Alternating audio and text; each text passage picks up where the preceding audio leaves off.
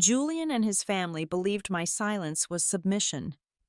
A green light to seize my $2.5 million penthouse. They thought I was a lamb signing away my life, but they forgot I held the keys to the cage they had just locked themselves into. The sweetest victory wasn't my reveal, but the moment my husband's own lawyer trembled, realizing he had just helped me send them all to hell. My name is Mila Norwood. I am 32 years old, and I have spent the last decade of my life breathing life back into things that others have left to rot.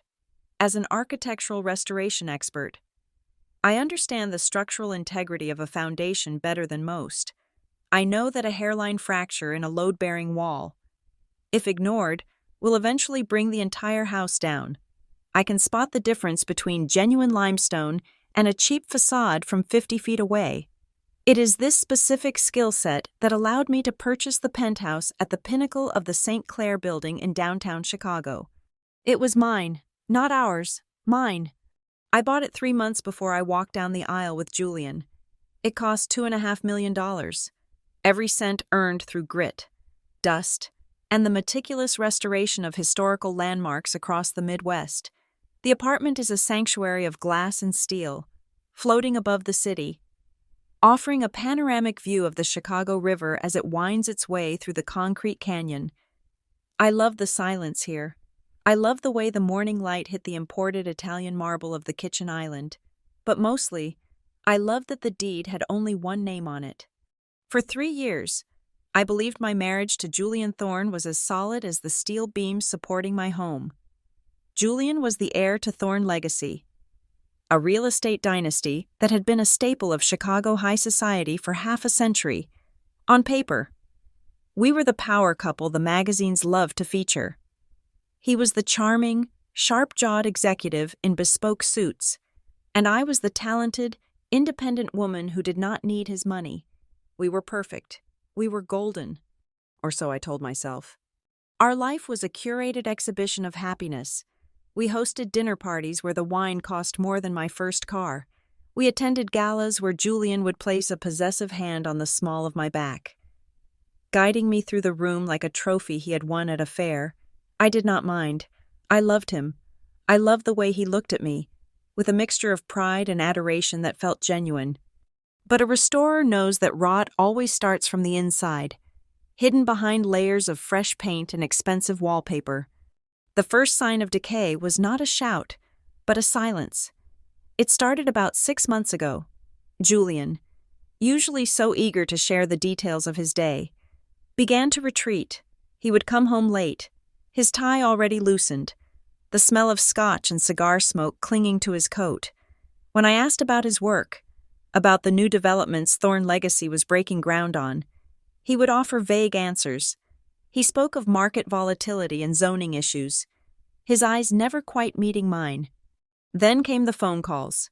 He would leave the room when his mobile buzzed, stepping onto the terrace even in the biting Chicago winter, if I walked in while he was typing a message. He would lock the screen with a practiced casualness that made my stomach turn. The intimacy between us, once a roaring fire, dwindled to cold ash. He stopped touching me. He stopped seeing me. I tried to rationalize it. Every marriage has its seasons of drought. I told myself he was stressed. Thorne Legacy was a massive ship to steer, and the economy was unpredictable. I was a supportive wife. I kept the house impeccable. I managed my own firm, Norwood Restoration, keeping my own stress away from him so our home could remain a haven. But I have something else in this house that I guard more fiercely than my privacy. Inside the master suite, concealed behind a panel of oak wainscoting, is a floor safe. Inside that safe lies the only thing that truly matters to me besides my reputation, my grandmother's collection. It is not just jewelry, it is history. There is a necklace of unheated Burmese rubies that dates back to the 1920s, a piece that could easily fetch 6 figures at auction. There are heavy gold bangles, intricate Art Deco brooches, and 3 small but priceless oil paintings that I have not even insured for their full value to keep them off the public radar. These were not gifts from Julian. They were not acquired through marriage. They were the blood and sweat of the women in my family who came before me, passed down with a single instruction: Keep them safe, for they are your freedom. I checked on them often. It was a ritual. Touching the cold metal of the necklace reminded me of who I was before I became Mrs. Thorne. I was Mila, just Mila. The fracture in our marriage finally cracked open on a rainy Tuesday in November. Julian had come home early, which was unusual. He poured himself a drink without offering me one. He paced the living room, his shoes clicking sharply against the hardwood. I was sitting on the beige velvet sofa, reviewing blueprints for a library restoration in the Gold Coast district. "Mila, we need to talk," he said. His voice was tight. I set the blueprints down, removing my reading glasses. "Is everything okay, Julian?" I asked. He sighed, running a hand through his perfectly styled hair. "It is the new development in the West Loop. The investors are getting skittish. We need a bridge loan to keep the construction moving until the next round of funding clears. It is just a liquidity issue, temporary, totally temporary." I nodded, waiting for the rest. I assumed he was venting. Julian had never asked me for money.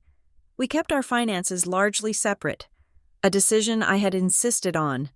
"I need you to sign something for me," he said, stopping his pacing to look at me. "What is it?" He pulled a folder from his briefcase and placed it on the coffee table. He did not open it. He just rested his hand on the leather cover. "The bank needs collateral to approve the bridge loan quickly. The Thorne assets are tied up in the trusts, and unbinding them takes months. We do not have months." I stared at the folder, a cold feeling, like a draft from an open window, brushed against my neck. "What kind of collateral? Julian?" He smiled, but it did not reach his eyes. "Just the penthouse." I blinked. I felt the air leave my lungs. "Excuse me?" I asked, my voice barely a whisper. "We just need to put the penthouse up as security against the loan," he explained, his tone breezy, as if he were asking to borrow my car keys. "It is purely a formality. Mila, the project will pay out in 6 months, and the lien will be removed. You will not even notice it happened." I looked around the room. I looked at the walls I had painted, the floors I had chosen. This was my home, my safety net. "No," I said. The silence that followed was heavy and sharp. Julian's smile faltered. "What do you mean, no?" "I mean no. Julian, I do not leverage my personal assets for business speculation. That has always been my rule. This apartment is mine. It is the one thing I own free and clear. I am not risking it."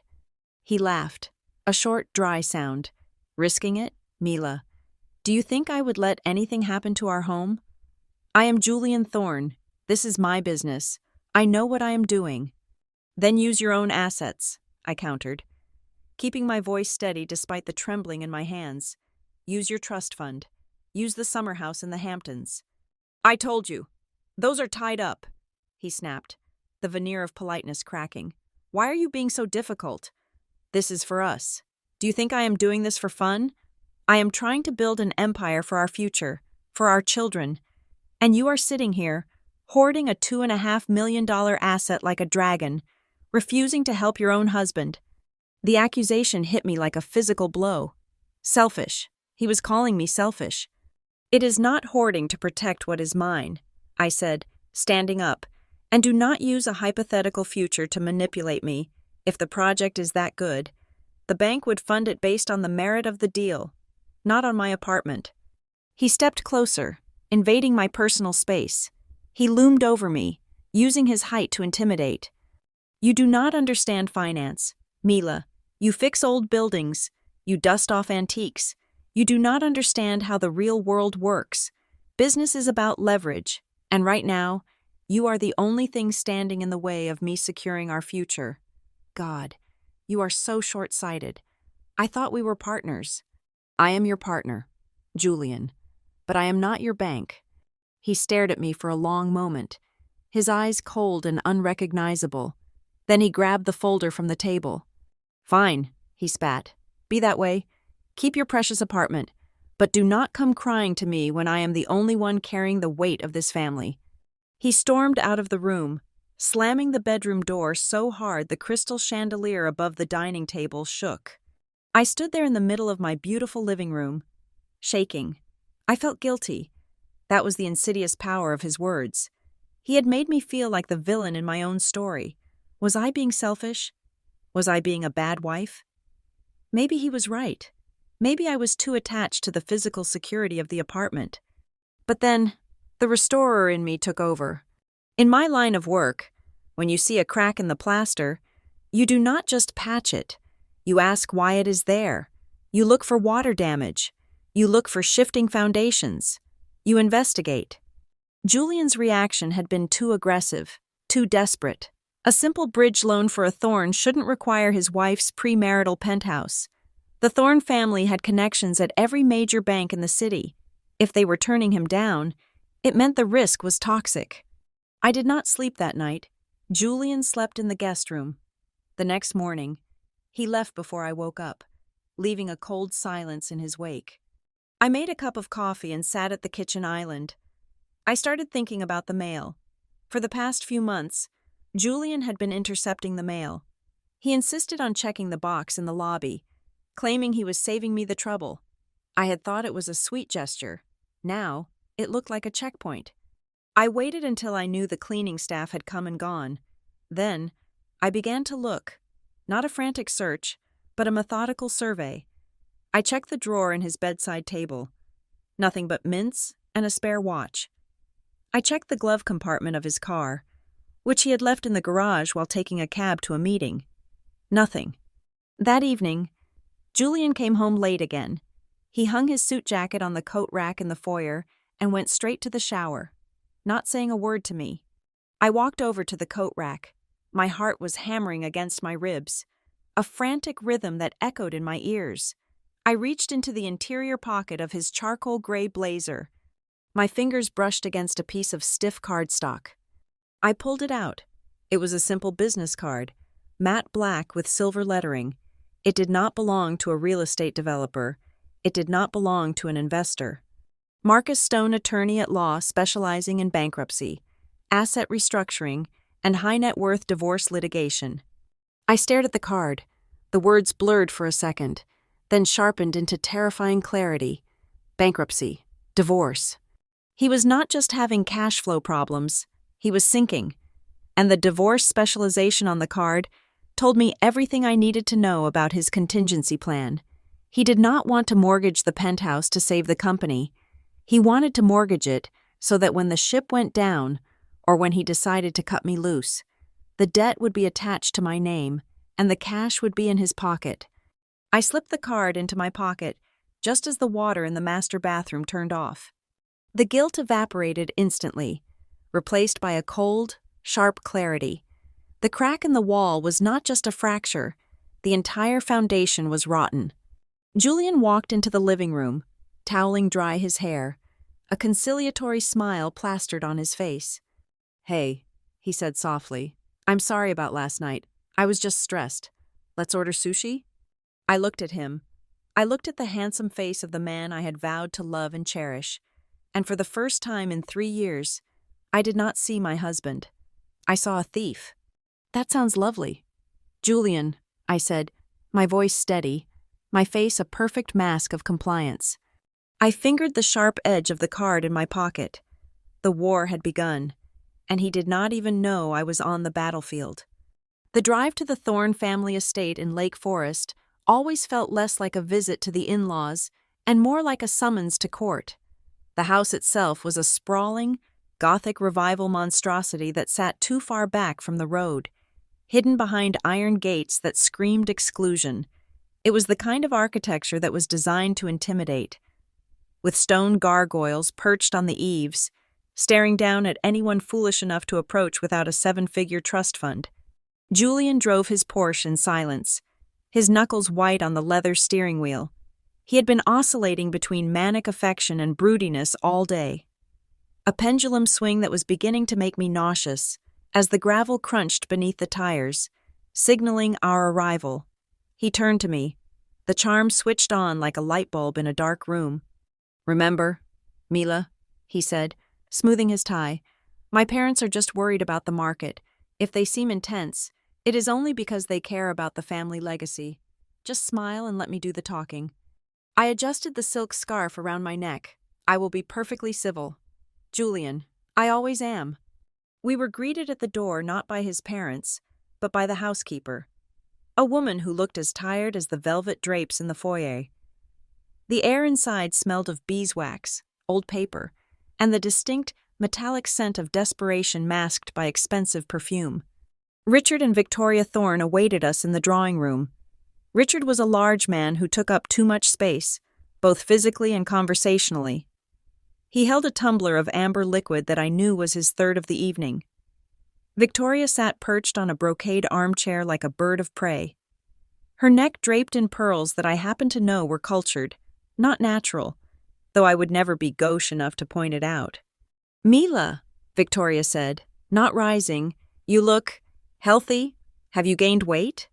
"Hello?" "Victoria," I replied, ignoring the barb as I kissed the air near her cheek. "You look lovely as always." Richard boomed a greeting, clapping Julian on the shoulder with enough force to stagger a smaller man. "Good to see you, son. And Mila, I hear you are still playing with your little construction projects." "I work in architectural restoration." "Richard," I corrected gently, accepting the glass of sherry I did not want. "I am currently restoring the library in the Gold Coast. It is quite a significant historical site." Richard waved a hand dismissively. "Manual labor. I do not know how you stand the dust. In our family, we own the buildings. We do not scrub the floors." I took a sip of the sherry. It was cloying and sweet. "Actually, Richard, preserving history requires a great deal of intellect and precision. It is about ensuring that something valuable does not collapse under the weight of its own neglect." The room went quiet for a beat. Richard narrowed his eyes, searching for an insult in my words, but I kept my expression blandly pleasant. Dinner was announced, saving us from further pleasantries. We moved to the dining room, a cavernous space dominated by a table long enough to seat 20. Though only 4 seats were set at one end, the intimacy was forced, like actors huddled under a spotlight on an empty stage. The first course was a cold cucumber soup that tasted mostly of salt. As we ate, the conversation circled the drain of safe topics before Victoria decided to pull the plug.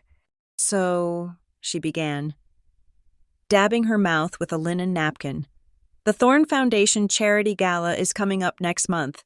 It is going to be a masquerade theme. Very Venetian." "That sounds wonderful," I said. "It is," Victoria continued, her eyes locking onto mine. "I was thinking, Mila, that it would be such a waste for those beautiful pieces you inherited from your grandmother to sit in a dark box. The ruby set, specifically, it would be the centerpiece of the silent auction display. Not for sale, of course, but to show the caliber of the families involved." I lowered my spoon. The audacity was breathtaking. She wanted to display my family heirlooms as if they were Thorne property, to use my grandmother's legacy to bolster their fading prestige. "That is a generous thought. Victoria," I said, my voice cool, "but the insurance policy on those pieces is incredibly strict. They are not permitted to leave the vault without a 48-hour security clearance and armed transport. It is simply too much red tape for a party." Victoria's smile tightened. "Surely you exaggerate. It is just for one evening. We are family." "Insurance companies do not care about family, Victoria. They care about liability. I am sure you understand." Richard cleared his throat, a rumble that signaled a change in tactics. "Speaking of family and liability, that brings us to the real reason we wanted to have this dinner." Julian shifted in his seat beside me. He did not look at me. He was staring at the centerpiece, a wilting arrangement of white lilies. "We have been discussing the future," Richard said, placing his heavy elbows on the table. "The market is volatile. You have seen the news. Thorne Legacy is looking to insulate its assets. We are creating a new vehicle, the Thorne Family Trust." He paused, waiting for me to be impressed. I stayed silent, waiting for the trap to spring. "It is a master trust," Julian piped up, his voice too loud in the quiet room. "It consolidates all our holdings under one umbrella. It offers tax advantages, protection from creditors, and better leverage for future investments. It is brilliant, really." "And," Richard added, pointing a fork at me. We want to bring you into the fold. Mila, we want to be inclusive. Inclusive, I repeated. Yes, we have had the lawyers draw up the paperwork to move your penthouse and your personal assets into the trust. It would be commingled with the Thorne estate. You would be a beneficiary. Of course, along with Julian, it protects you. If anything happens to you, the property stays in the family. I looked around the table. 3 pairs of eyes were fixed on me. Richard's were demanding, Victoria's were greedy, and Julian's were pleading. It was a perfectly coordinated ambush. They did not ask if I was interested. They presented it as a fait accompli. They wanted me to voluntarily hand over the deed to my apartment and the rights to my heirlooms in exchange for a vague promise of being a beneficiary in a trust controlled entirely by Richard Thorne. They thought I was stupid. They thought because I worked with my hands, I did not understand how money worked. They thought I was a Cinderella who would be grateful just to be allowed to sweep the ashes in their fireplace. I took a slow breath, channeling the icy calm of a structural engineer assessing a building that was about to be condemned. That is a very complex proposal, I said, my tone professional, stripping away the familial warmth. However, my assets are already structured within a premarital holding company to optimize my own tax liabilities regarding my business. Richard frowned. A holding company? Yes, Norwood Holdings. Merging that entity into a family trust would trigger a taxable event that is entirely unnecessary. Furthermore, commingling premarital assets into a joint trust effectively dissolves their status as separate property in the event of a dissolution of marriage. I would lose my primary claim to the title. The silence that followed was absolute. Victoria's fork clattered against her plate. Richard's face turned a shade of puce that matched the dining room wallpaper. They had expected me to stammer, to ask Julian what I should do. They had not expected me to quote property law. Julian looked at me, his eyes wide. He had known I was smart, but he had evidently forgotten that I ran a successful business in a city notorious for its sharks. We are not talking about divorce, Mila, Julian said, his voice straining for lightness. We are talking about building a future. Of course, I agreed, smiling sweetly. And the best way to build a stable future is to ensure that our individual foundations remain solid. Diversification is key to risk management, is it not, Richard? Putting all our eggs in one basket, even a basket as illustrious as the Thorne Family Trust, seems strategically unsound given the current market volatility you mentioned. Richard stared at me. He looked like he wanted to flip the table. He opened his mouth to argue, to bully, but he couldn't. I had used their own language against them. If he argued against diversification and risk management, he would admit that this wasn't about business logic. It was about theft. Well, Richard grunted finally, picking up his wineglass. It was just a suggestion. To help you. Thank you, I said. I appreciate the concern, but I'm quite comfortable with my current arrangement. The rest of the dinner was a study in excruciating tension. The main course was roast duck, which was dry and tough. We ate in silence. The only sound was the scraping of silver against porcelain. Victoria refused to look at me. Richard drank 2 more glasses of wine and muttered about the ungratefulness of the younger generation. Julian looked like he wanted to dissolve into the floorboards. When it was finally time to leave, the relief was palpable. We said our goodbyes at the door. Victoria did not kiss the air near my cheek this time. She just gave me a thin, tight smile that looked more like a grimace. You should think about it, Mila, she said, her voice dropping to a whisper. Family is the only thing that matters in the end. You would not want to be on the outside looking in. I will keep that in mind. Victoria, I said. The walk to the car was brisk. The night air was cold. Biting through my coat, Julian unlocked the Porsche and got in. I slid into the passenger seat. The moment the doors closed, sealing us in the leather-scented quiet of the cabin, the atmosphere shifted. The pleading husband vanished. In his place sat a stranger with a jaw set in stone. He started the engine with a roar that was entirely unnecessary. He reversed out of the driveway too fast, gravel spraying against the undercarriage. Julian? I asked softly. He did not answer. He stared straight ahead, his eyes fixed on the winding road. Are you angry? I asked, knowing the answer. Silence. It was a punishment. I knew this tactic. It was designed to make me feel small, to make me scramble for his approval. He wanted me to apologize. He wanted me to ask what I could do to fix it. He wanted me to beg. I looked out the window at the dark trees rushing past. I did not beg. You embarrassed me, he said finally, his voice devoid of emotion. I embarrassed you? I asked. By declining to sign over my life savings to your father? You made it sound like we were trying to rob you. Were you not? He slammed his hand against the steering wheel. God, you are impossible. My parents were trying to welcome you. They were trying to secure our future. And you sat there talking about taxable events like some kind of corporate lawyer? It was insulting. I am protecting myself, Julian, just as you are trying to protect the Thorne legacy. There is no Thorne legacy without capital, he shouted, the veneer finally cracking completely. I froze. The words hung in the air between us. Without capital. It wasn't just a liquidity issue. It wasn't just a bridge loan.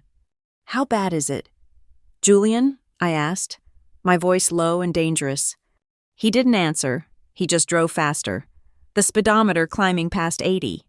Julian, I said, turning to face him, how much debt is the company in? He laughed, a harsh, ugly sound. You think you are so smart. Mila, you think you can just fix everything with your little tools and your heritage paint? You have no idea what kind of pressure I'm under. He did not deny it. He did not say the company was fine.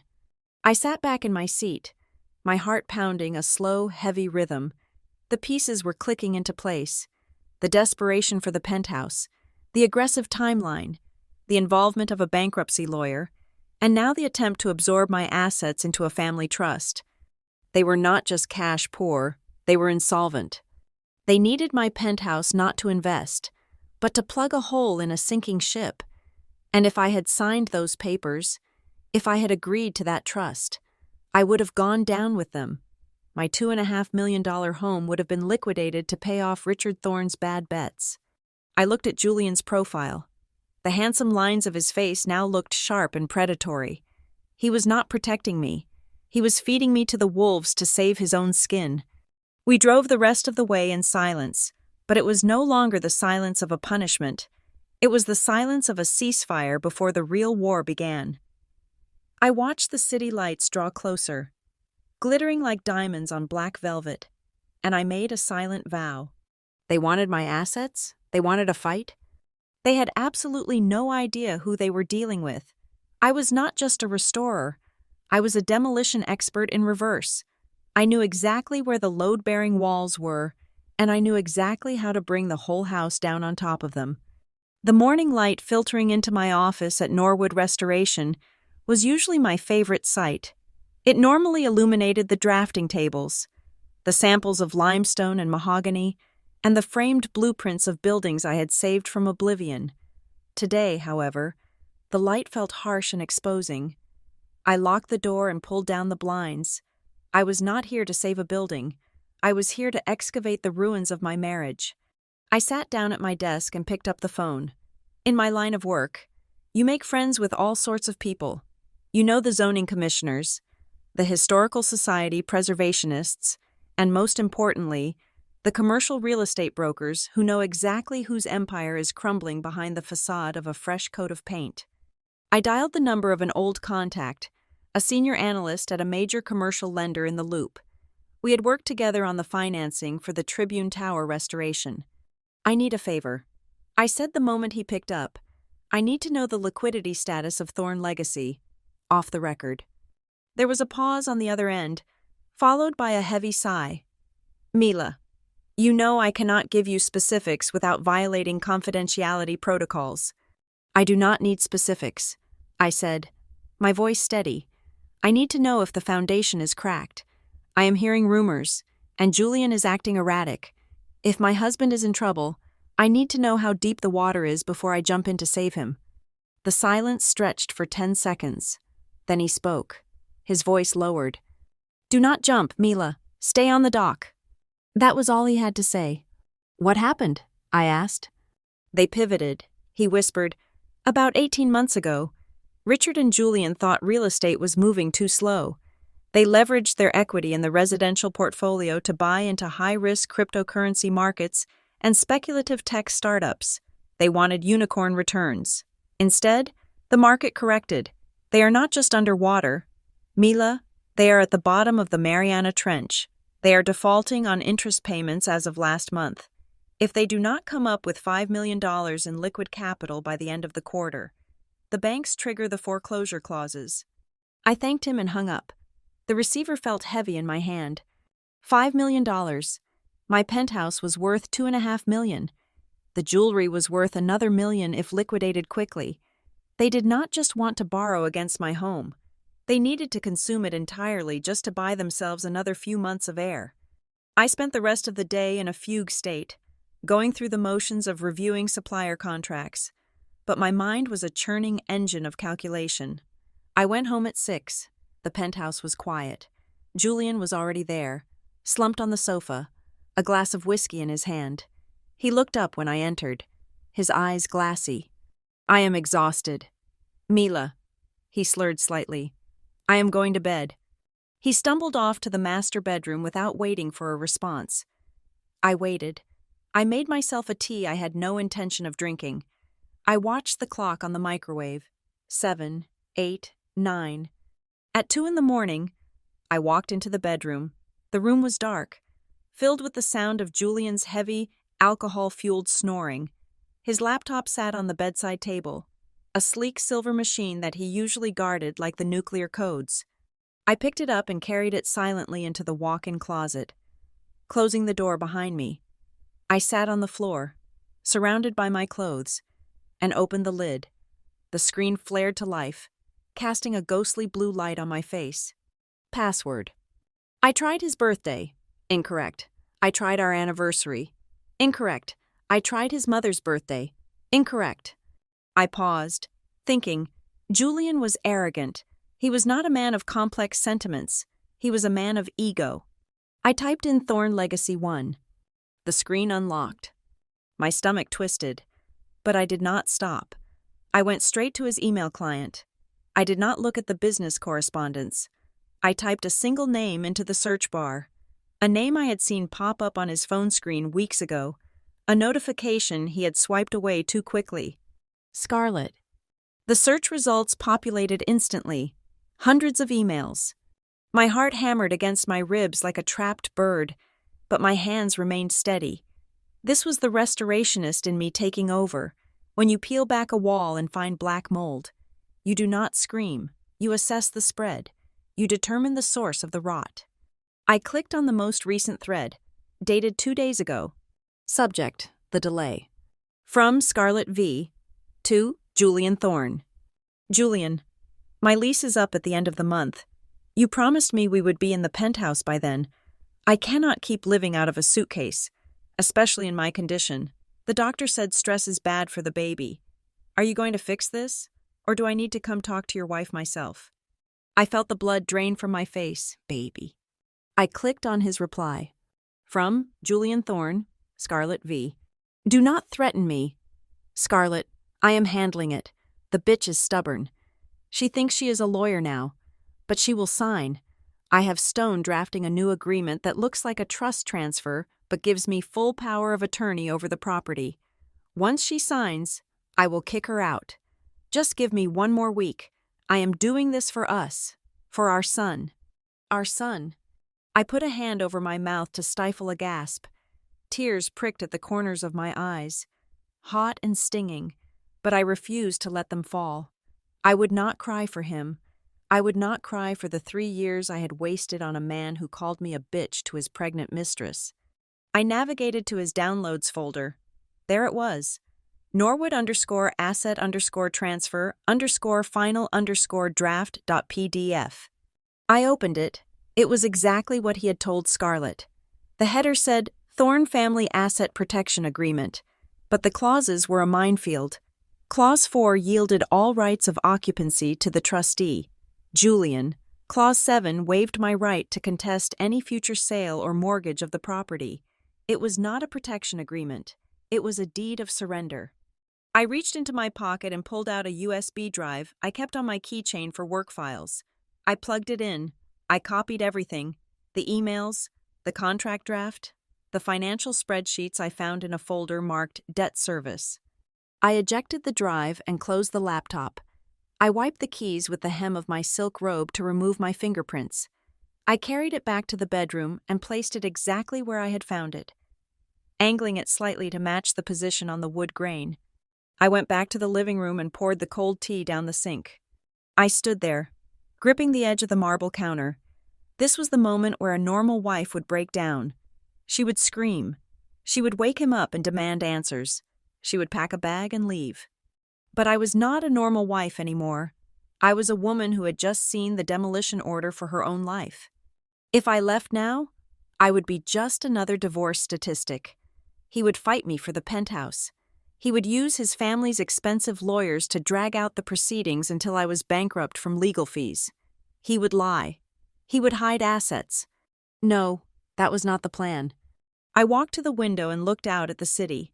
The anger that had been boiling inside me began to cool, hardening into something solid and sharp. It was the cold clarity of steel. I needed to strip the house down to the studs. I needed to remove the rot. And I needed to do it while he was still living inside, completely unaware that the roof was about to collapse on his head. I picked up my phone. It was 3 a.m, but I knew who to call. I dialed the number for Elias, a forensic accountant I had dated briefly in college and remained close friends with. He picked up on the second ring, his voice groggy. "Mila, is everything okay?" "No. Elias, I need to hire you. And I need the name of that private investigator you used for the verdict in the Harrison case. What is going on?" "I need a full financial autopsy on Julian Thorne and Thorne Legacy. And I need physical surveillance on him and a woman named Scarlet. I need photos. I need dates. I need proof of paternity if we can get it." "Mila," Elias said, his voice sharpening with concern. "Did he hurt you?" "Not physically," I said, looking at my reflection in the dark glass of the window. My face looked pale, but my eyes were burning. "But he is trying to steal my life. Elias, he is trying to take my home, my inheritance, and my dignity." I heard the rustle of sheets as Elias sat up. "Consider it done. I will start the trace at 9 a.m. "One more thing," I said. "Name it. Nobody can know, as far as the world is concerned, and especially as far as Julian is concerned. I am just the dutiful, slightly confused wife who is ready to do whatever it takes to help her husband." "You are going to play him," Elias realized. "I am going to destroy him," I corrected. I hung up the phone.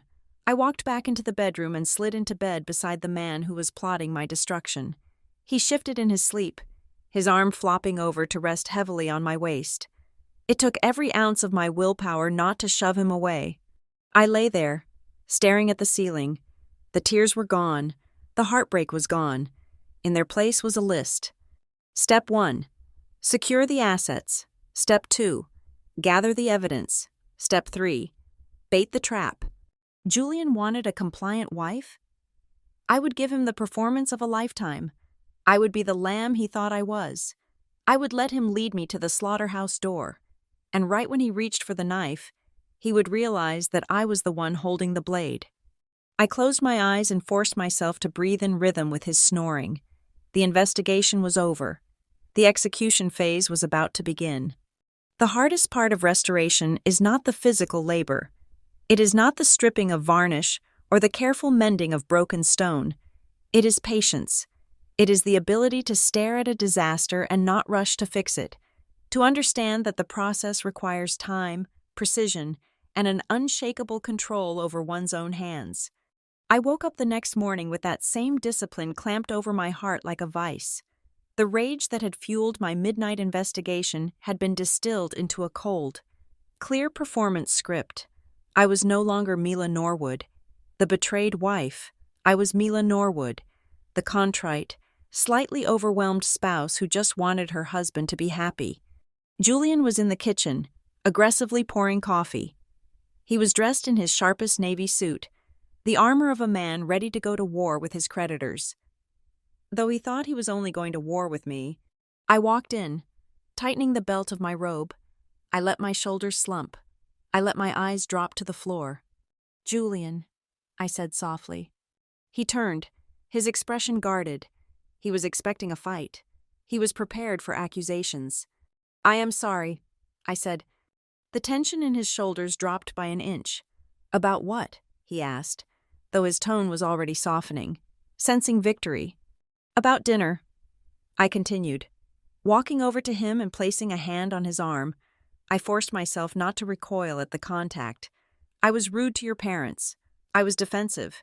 I spent all night thinking about it, and I realized I was just scared. You are right. I do not understand the complexities of your business. I do not want us to be apart on this." Julian set the coffee pot down. A slow, smug smile spread across his face. It was the look of a man who believes he has successfully trained an unruly pet. "I knew you would see the reason, Mila," he said, pulling me into a hug. I held my breath as the smell of his expensive cologne, sandalwood and deception, filled my nose. "I am doing this for us. You know that, right? I just need you to trust me." "I trust you," I lied. My voice did not shake. "Then let's get this sorted," he said, pulling back and looking me in the eyes. "I will set up a meeting with Marcus Stone for tomorrow morning. We can sign the papers, get the trust set up, and put all this ugliness behind us." "Okay," I whispered. He kissed my forehead, grabbed his briefcase, and left the apartment with a spring in his step. I waited until the elevator doors dinged shut before I walked to the sink and scrubbed the spot on my arm where he had touched me. Phase 1 was complete. He thought I was broken. Now, I had to convince the rest of the pack. The second test arrived at 2 p.m. in the form of Victoria Thorne. Julian must have called her immediately, because she arrived with a sudden, urgent need to verify the insurance appraisals for the Heirlooms before the transfer to the trust. It was a flimsy excuse. We both knew the trust transfer had not happened yet. She just wanted to touch them. She wanted to make sure they were still there. I welcomed her with tea and false smiles. I led her into the master bedroom, the very room where her son slept with his pregnant mistress in his mind, and knelt before the floor safe. My fingers flew over the dial. I opened the heavy steel door and pulled out the velvet-lined trays. The moment the light hit the Burmese rubies, Victoria's eyes went wide. It was a look of pure, unadulterated hunger. She reached out, her fingers trembling slightly, and lifted the necklace. "It really is exquisite," she murmured. "Far too heavy for daily wear, of course, but it will look magnificent in the display case at the gala." I watched her hold the necklace against her own throat in the mirror. She was not seeing my grandmother's legacy. She was seeing collateral. She was seeing the cash infusion that would keep her country club membership active for another year. "It needs to be cleaned," she criticized, running a fingernail over the platinum setting. "The clasp is a bit sticky. We should have the family jeweler look at it once the papers are signed." "Of course, Victoria," I said, playing the role of the submissive daughter-in-law. "Whatever you think is best." She spent an hour going through everything. She inspected the Art Deco brooches. She squinted at the small Turner seascape that I kept wrapped in acid-free paper. She was inventorying her loot. When she finally left, clutching her alligator skin handbag, she patted my cheek. "You are making the right choice, dear. Julian needs a supportive wife, not a business partner. You stick to your little house repairs. Leave the finance to the men." I closed the door behind her and locked it. My hand was shaking, not from fear, but from the effort of suppressing the urge to scream. "Stick to my little house repairs." "Oh, I would—" "Victoria, I was about to repair my life by demolishing yours." The next morning, Julian drove me to the law offices of Stone & Associates. The firm was located in a glass tower that looked down on the city like a monolith. The office of Marcus Stone was a shrine to his own ego, decorated with dark mahogany, black leather, and framed degrees that served to remind everyone in the room that he was smarter than they were. Marcus Stone himself was a man who seemed to have been manufactured rather than born. He had perfect teeth, a perfect tan, and a smile that did not reach his predatory eyes. He did not stand up when we entered. He simply gestured to the 2 chairs opposite his massive desk. "Mrs. Thorne," he said, his voice smooth and oily. "So glad you could join us. Julian tells me we are ready to move forward with the asset consolidation agreement." I sat down, clutching my purse in my lap. Inside that purse, my phone was already recording. I had set it to airplane mode to prevent incoming calls from interrupting the audio, and the voice memo app was running. "I think so," I said, making my voice sound small. Julian explained that it is for protection? "Precisely," Stone said, sliding a thick document across the desk. "This creates a legal fortress around your combined assets. It moves the title of your penthouse and the scheduled personal property, the jewelry and art, into the control of the Thorne Family Trust. It shields you from personal liability." I reached for the document. It was 50 pages of dense legalese. I flipped through it, pretending to be intimidated. "It is very thick," I murmured. "Standard boilerplate," Stone said dismissively. I stopped at page 10. This was the section I had read on Julian's laptop, the section that gave Julian absolute power of attorney. "Mr. Stone," I said, looking up with wide, innocent eyes. "I do have a few questions. Just silly ones, I am sure, but I want to understand." Julian sighed loudly next to me. "Mila, we went over this." "It is okay." "Julian," Stone said, checking his watch, "let her ask. We have 15 minutes. I pointed to a paragraph. This part here. It says the trustee has the power to encumber, alienate, or liquidate the assets without the beneficiary's consent. Does that mean Julian could sell the apartment without telling me?" Stone chuckled. A dry, condescending sound. "That is just legal language. Mrs. Thorne, it allows Julian to make swift decisions to protect the asset. For example, if the market crashes and we need to shift the equity, it is for your benefit. You trust your husband, do you not?" "Of course," I said quickly. "But what if I want to paint the walls? Or renovate the kitchen? If I do not own it anymore, do I have to ask the trust for permission?" Julian groaned. "Mila, for God's sake, you can paint the walls whatever color you want. Stop stalling." "I am not stalling," I said, injecting a wobble into my voice. "I am just... This is my home. Julian, it is the only thing I have." Stone leaned forward, his elbows on the desk. "Mrs. Thorne, let me be clear. If you do not sign this, you are leaving your husband exposed. The market is dangerous right now. This is a standard procedure for high net worth families. Unless you want to hire your own lawyer and drag this out for months?" I bit my lip. "No, I do not want that." "Then let's focus on the big picture."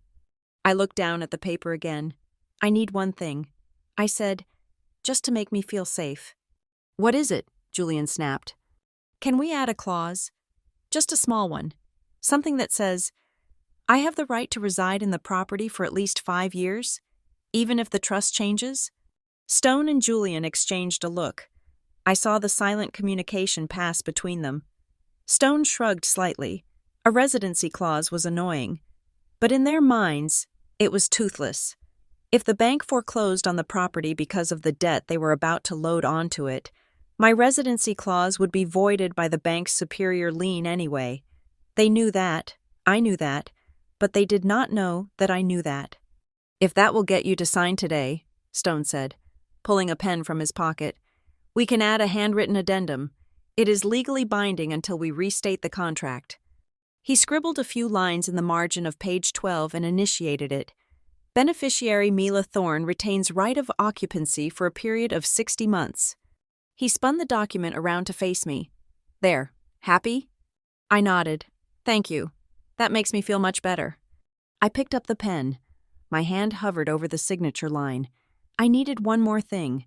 I needed them to admit the crime on tape. "So once I sign this," I said, keeping my eyes on the paper, "is the apartment safe? We just keep living there, and nothing changes?" Julian leaned in, his impatience boiling over. Yes. Mila, nothing changes. We just use the title to secure the bridge loan by Friday. The liquidity hits the company account, and everything goes back to normal. I paused. The bridge loan. But Mr. Stone said this was for asset protection. I said, looking at the lawyer, if we use it for a loan, isn't that risk? Stone shot Julian a warning look, but Julian was too close to the finish line to care. It is a secured line of credit. Mila, it is standard. We need the cash injection to satisfy the board. It is just on paper. The bank never touches the house unless we default. And we are not going to default. Just sign the damn paper so I can call the bank. There it was, the admission. They were soliciting my signature under the guise of protection, while explicitly planning to use the asset to secure high-risk debt immediately. It was a fraud, it was an inducement, and it was all being recorded. I let out a shaky breath. Okay, I believe you. I signed my name, Mila Norwood Thorne. I watched the ink dry. I had just signed away the deed to my penthouse. In the eyes of the law, as of this second, I was a tenant in my own home. Julian snatched the papers away the moment I finished. He looked at Stone, and they shared a grin that made my skin crawl. It was the look of two men who had just gotten away with a heist. Excellent, Stone said. Gathering the files, I will have this recorded with the county clerk immediately. Julian, you can call your contact at First National. Tell them the collateral is secured. I stood up, my legs feeling strangely light. Can we go now? I asked. I have a headache. Julian stood up and kissed my cheek. It was a wet, sloppy kiss of victory. Of course. Babe, you did great. I'm proud of you. He led me out of the office. As we walked down the hallway, I lagged a step behind. I reached into my purse and stopped the recording. Saved. 24 minutes and 15 seconds. I looked at Julian's back. He was already typing on his phone, probably texting Scarlet that the bitch had finally signed. He walked with the swagger of a king. He had no idea. He thought he had just stripped me of my armor. He did not realize that by signing that paper, I had just handed him a live grenade, and the pin was already pulled. I got into the elevator, watching the numbers count down to the lobby. Ground floor, I thought, going down? I smiled at my reflection in the elevator doors. It was a small, sad smile, but it was real, because now, the acting was over. Now, the demolition could truly begin. Alchemy is often mistaken for magic, but in my line of work, we know it is simply a combination of chemistry, lighting, and the arrogance of the observer. People see what they expect to see. If you present them with a heavy, gold-plated setting and a stone that catches the light with the correct refractive index, their brains fill in the rest. They supply the history, the value, and the authenticity. I was counting on this psychological blindness as I sat at my workbench in the locked studio of Norwood Restoration at 2 a.m. My grandmother's ruby necklace was a masterpiece of the 1920s, featuring unheated Burmese stones that glowed with a deep, pigeon blood red. To the untrained eye, or even the greedy eye of a socialite like Victoria Thorne, it was defined by its sparkle and its weight. I had spent the last 3 nights constructing its twin. I used high-grade cubic zirconia for the diamonds, selecting stones that had been cut with vintage proportions to mimic the softer glow of old mine cuts. For the rubies, I used a composite of synthetic corundum and red glass, carefully doped with chromium to achieve that specific internal fire. The setting was the easiest part. I cast it in brass and plated it with a heavy layer of 18-karat gold, distressing the metal with a mild acid solution to simulate 80 years of wear. I held the 2 necklaces side by side under the magnifying lamp. To a gemologist with a loupe, the deception would be obvious in 10 seconds. The refractive index was slightly off, and the inclusions in the synthetic stones were too uniform. But Victoria Thorne was not a gemologist. She was a woman blinded by avarice. And Julian would not know a ruby from a Jolly Rancher if it did not come with a price tag. I wrapped the real necklace in a plain velvet cloth and placed it in a beat-up cardboard box labeled Library Sconces, pending repair, alongside it. I placed the 3 small oil paintings I had removed from their frames. I had replaced them with high-resolution giclée prints on canvas, which I had textured with a clear gel medium to mimic brush strokes and coated in a yellowing varnish to simulate age. From 3 feet away, they looked priceless. The next morning, I carried the box out of the apartment. Julian was in the shower, singing loudly, high on the adrenaline of his impending victory. He did not ask what I was taking to work. He never did. I drove straight to a private secure storage facility on the outskirts of the city, a place that required a retinal scan and a thumbprint to enter. I rented a climate-controlled vault and placed my grandmother's legacy inside. As the heavy steel door clicked shut, sealing my true history away from the Thorne family's grasping hands, I felt a weight lift from my chest. When I returned to the penthouse, I placed the replicas in the floor safe. I arranged the fake necklace on the velvet tray exactly as Victoria had left it. I hung the fake paintings back on the walls. The apartment looked exactly the same, but the soul had been removed. It was now just a stage set, waiting for the actors to take their places. And the first act was the party.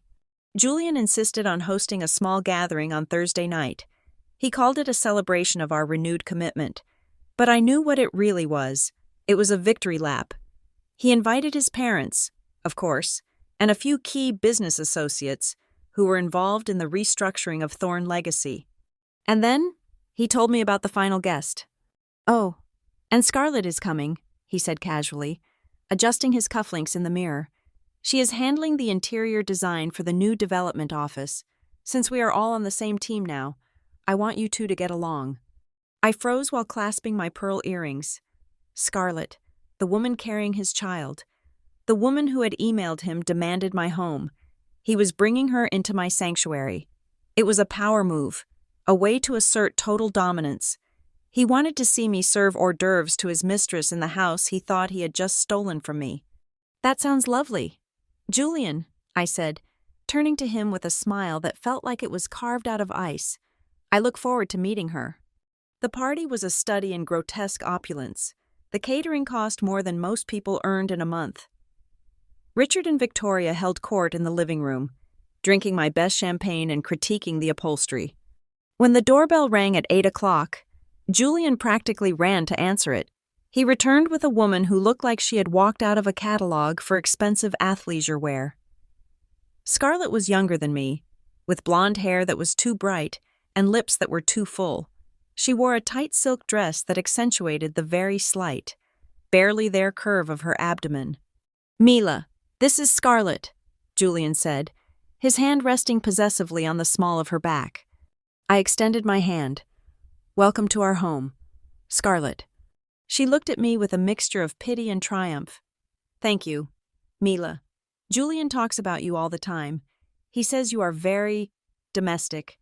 I understand you are helping with the design," I said, ignoring the insult. "Yes," she said, her eyes roaming around the room, assessing the crown molding and the floor-to-ceiling windows. "I have some very bold ideas for this space. It needs to be modernized, less dusty." I kept my smile fixed. "I am sure you will do wonders."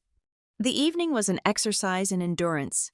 I played the role of the gracious hostess, refilling glasses and laughing at jokes that were not funny. I watched Julian touch her arm when he thought I was not looking. I watched Victoria whisper to her, nodding approvingly at her stomach. They were already treating her like the new matriarch. At one point, I went to the kitchen to fetch more ice. The swinging door did not close all the way. From the dining room, I heard Richard's booming voice. He was speaking in French, a language the Thorne family used when they wanted to be exclusionary, assuming that a girl from a working-class background like me would only know English. "Elle est si naïve. C'est presque triste," Richard said. "She is so naive. It is almost sad." "C'est une bête de somme," Victoria replied, her voice dripping with disdain. "Elle nous a donné la clé, et elle nous a remercié de l'avoir prise." "She is a beast of burden. She gave us the key and thanked us for taking it." "Et l'appartement?" Scarlet asked. Her French was clumsy, heavy with an American accent. "And the apartment?" "C'est à nous lundi," Julian said. "Dès que la banque valide les papiers, elle ne peut rien faire." Elle partira avec ses vieux pots de peinture. It is ours on Monday.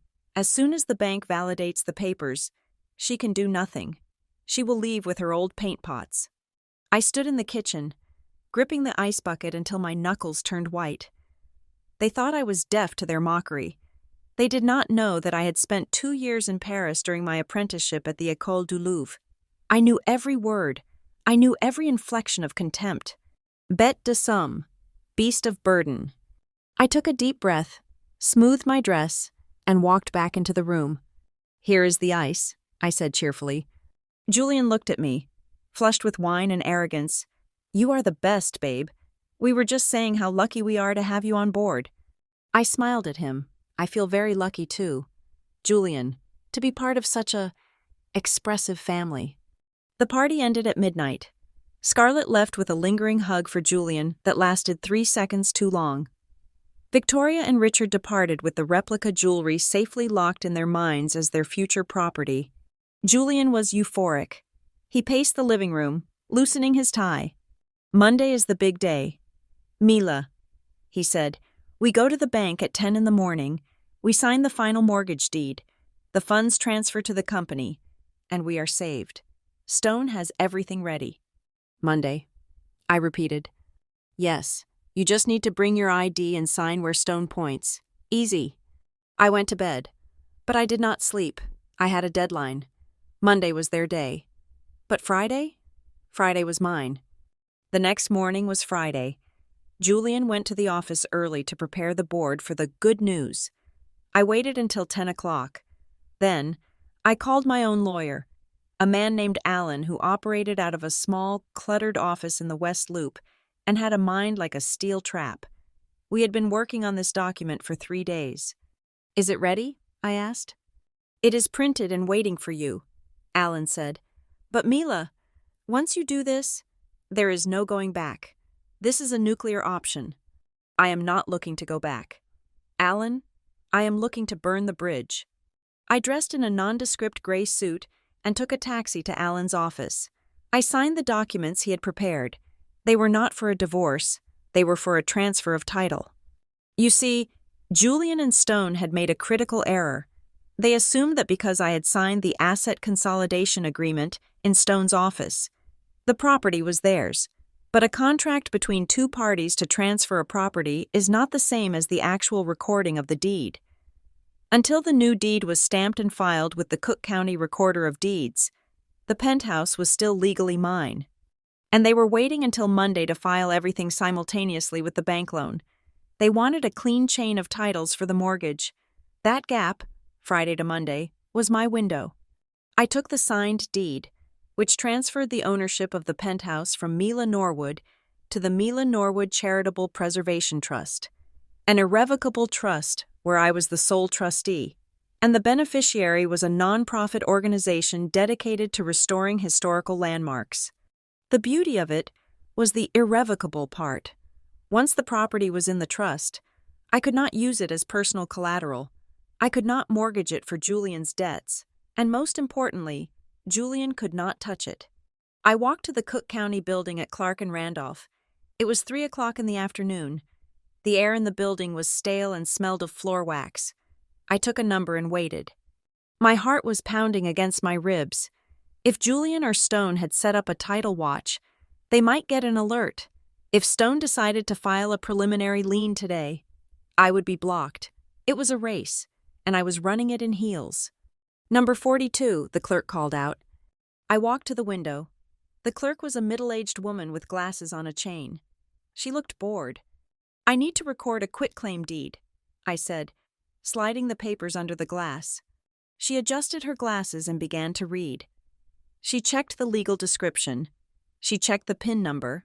She checked my notary stamp. $35, she said. I handed her a credit card. She typed slowly on her keyboard.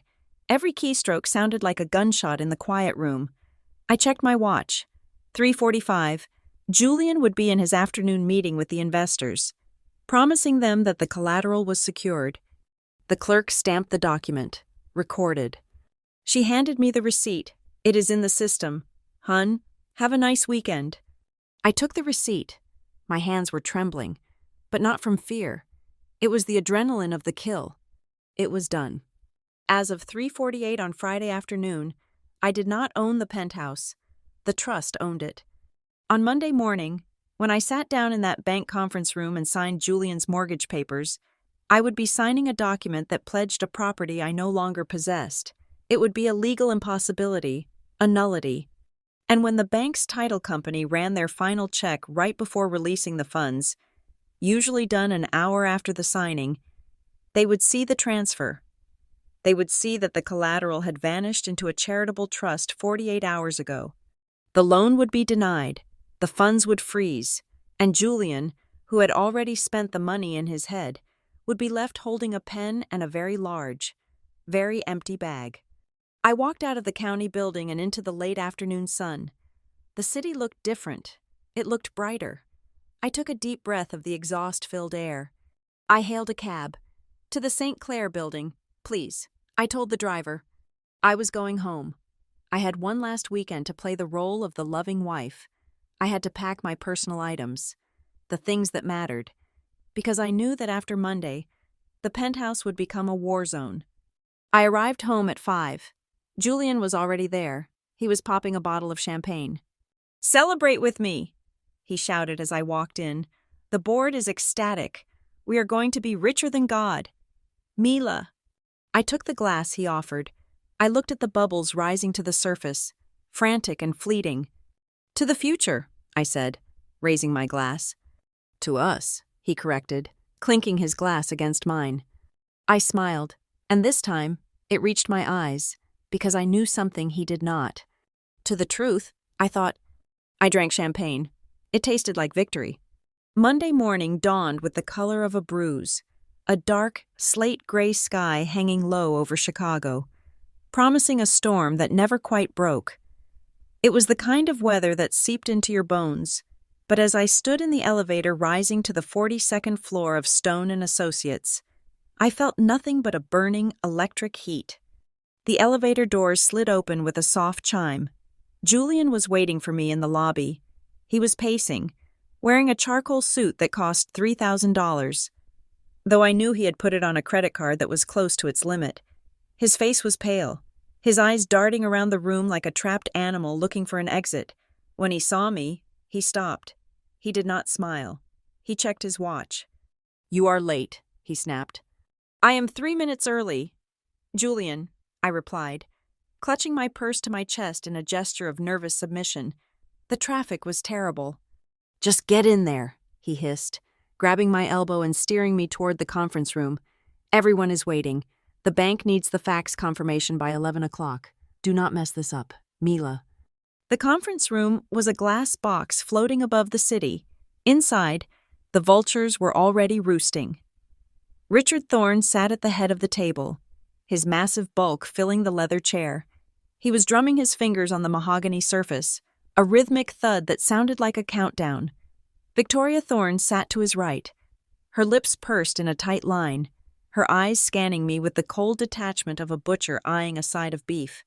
And there was Marcus Stone, the lawyer, the architect of this grand larceny. He stood up as we entered, smoothing the lapels of his jacket. "Mrs. Thorne," he said, his voice slick with false charm. "So glad you could join us. Please, take a seat." I sat in the chair they had left for me.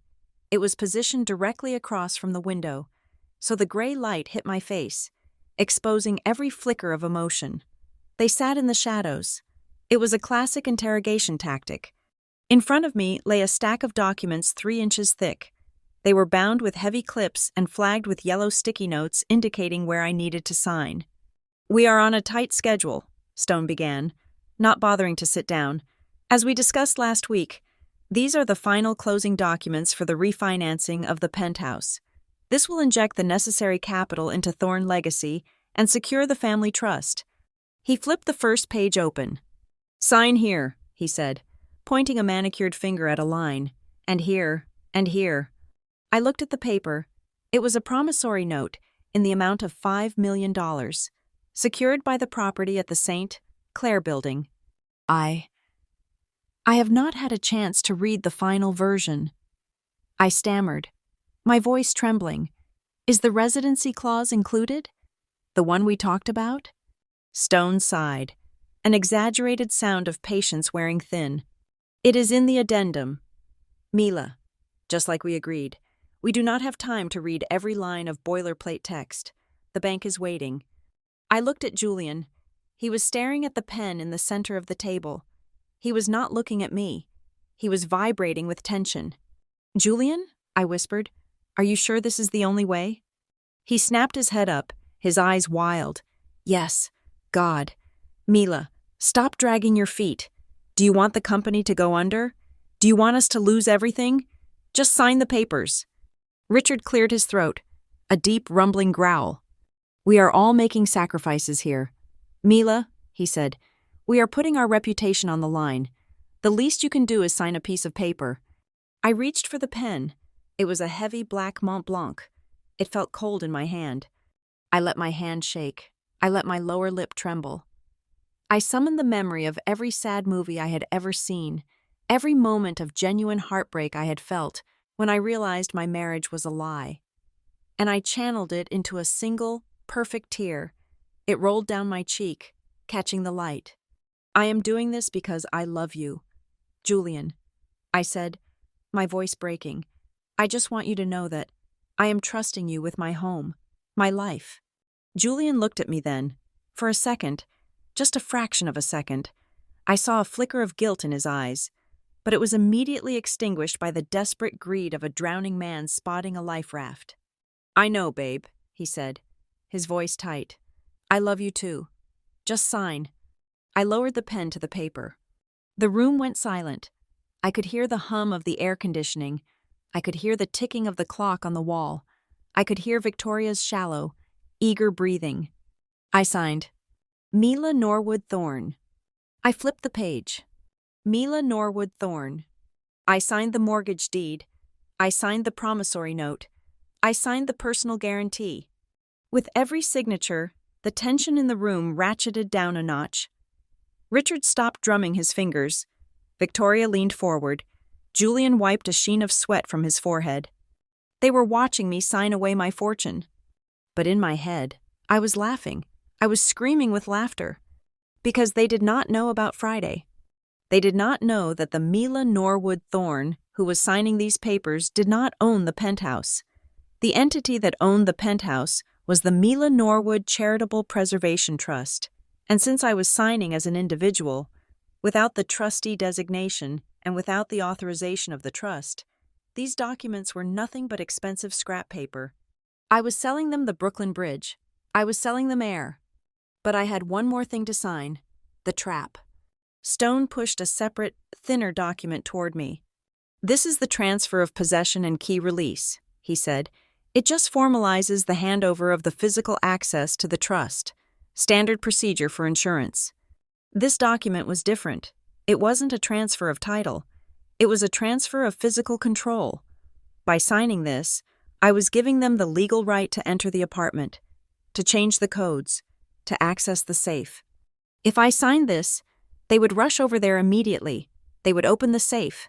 They would find the replicas. And that was exactly what I wanted. I hesitated one last time. Does this mean I have to give you my keys now? I asked, looking at Victoria. Victoria's eyes glittered. She could practically feel the cold metal of the ruby necklace against her skin. It is just for safekeeping. Mila, she cooed, her voice dripping with fake sweetness. We need to inventory the safe for the insurance adjuster this afternoon. You can get a spare set later.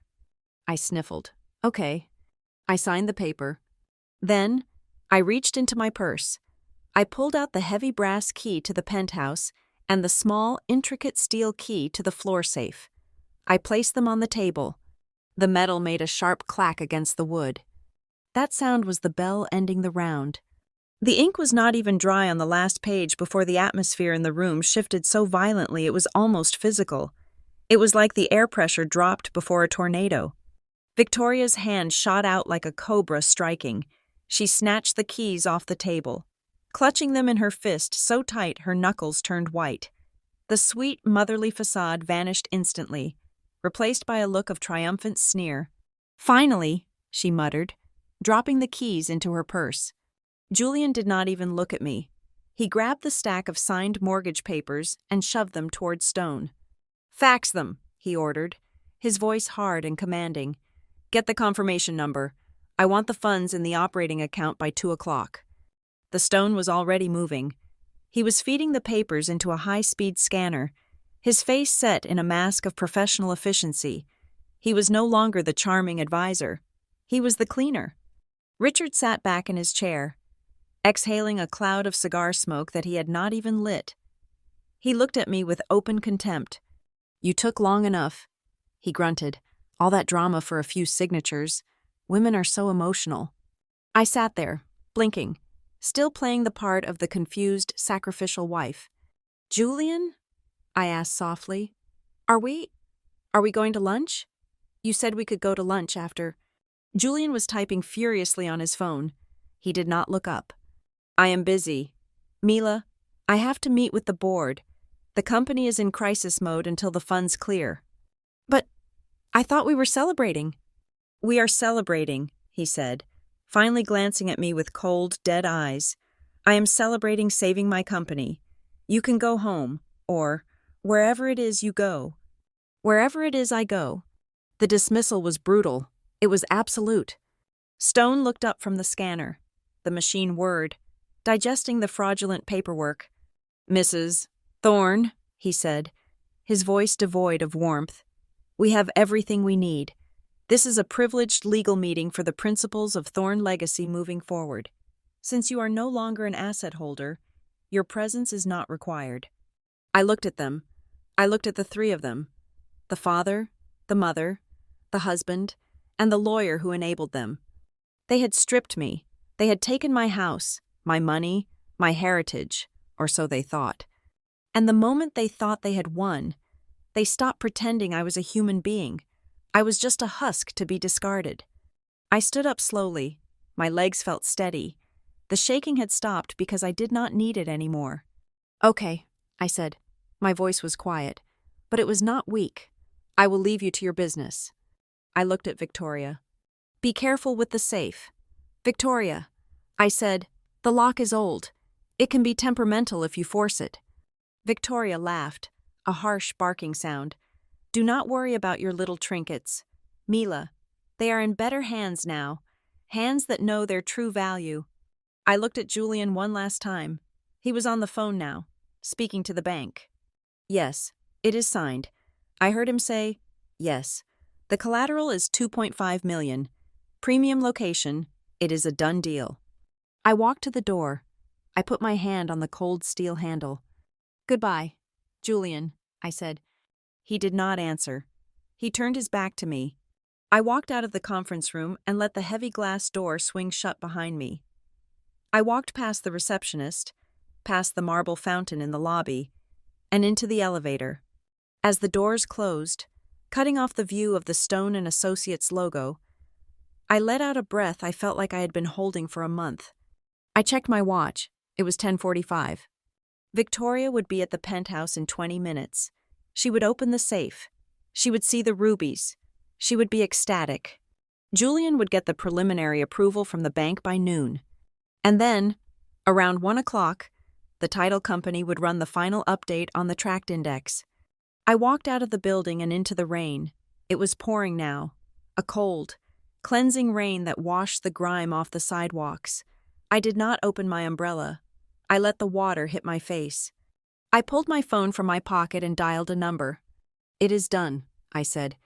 On the other end, Elias's voice was crisp. "Did they sign the intake?" "They signed everything," I said, "and they took the keys. They are heading to the apartment now." "Perfect," Elias said. "We are ready. The foreclosure notice from the trust regarding unauthorized entry can be filed as soon as you give the word. And Mila?" "Yes?"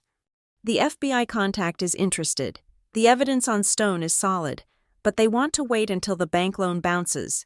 It proves intent to defraud." "Let it bounce," I said, hailing a cab. "Let it bounce so hard it cracks the pavement." I got into the taxi. "Where to, lady?" the driver asked. "The cafe across from the St. Clair building," I said. I have a show to watch. I had barely made it to the elevator bank when I heard the heavy thud of footsteps behind me. I did not need to turn around to know who it was. The cadence was familiar, a mix of arrogance and impatience that I had once mistaken for confidence. Julian caught the elevator door just as it was sliding shut, jamming his expensive leather Oxford into the gap. The sensors triggered, and the doors bounced back open. He stepped inside, but he did not press a button. He just stood there, staring at me, his chest heaving slightly from the exertion. The mask was gone. The charming, beleaguered husband who just needed a little help from his wife had vanished. In his place stood a man who looked at me with something worse than hatred. He looked at me with boredom. "There is one more thing," he said, his voice flat. I adjusted the strap of my purse on my shoulder, meeting his gaze with a calmness that seemed to irritate him. "Yes, Julian? I need you to clear your personal effects out of the penthouse by Wednesday." I blinked. Wednesday was 2 days away. "Wednesday?" I repeated. "But the agreement?" Stone said I had a residency clause, 5 years. Julian laughed. It was a sharp barking sound that echoed in the small metal box.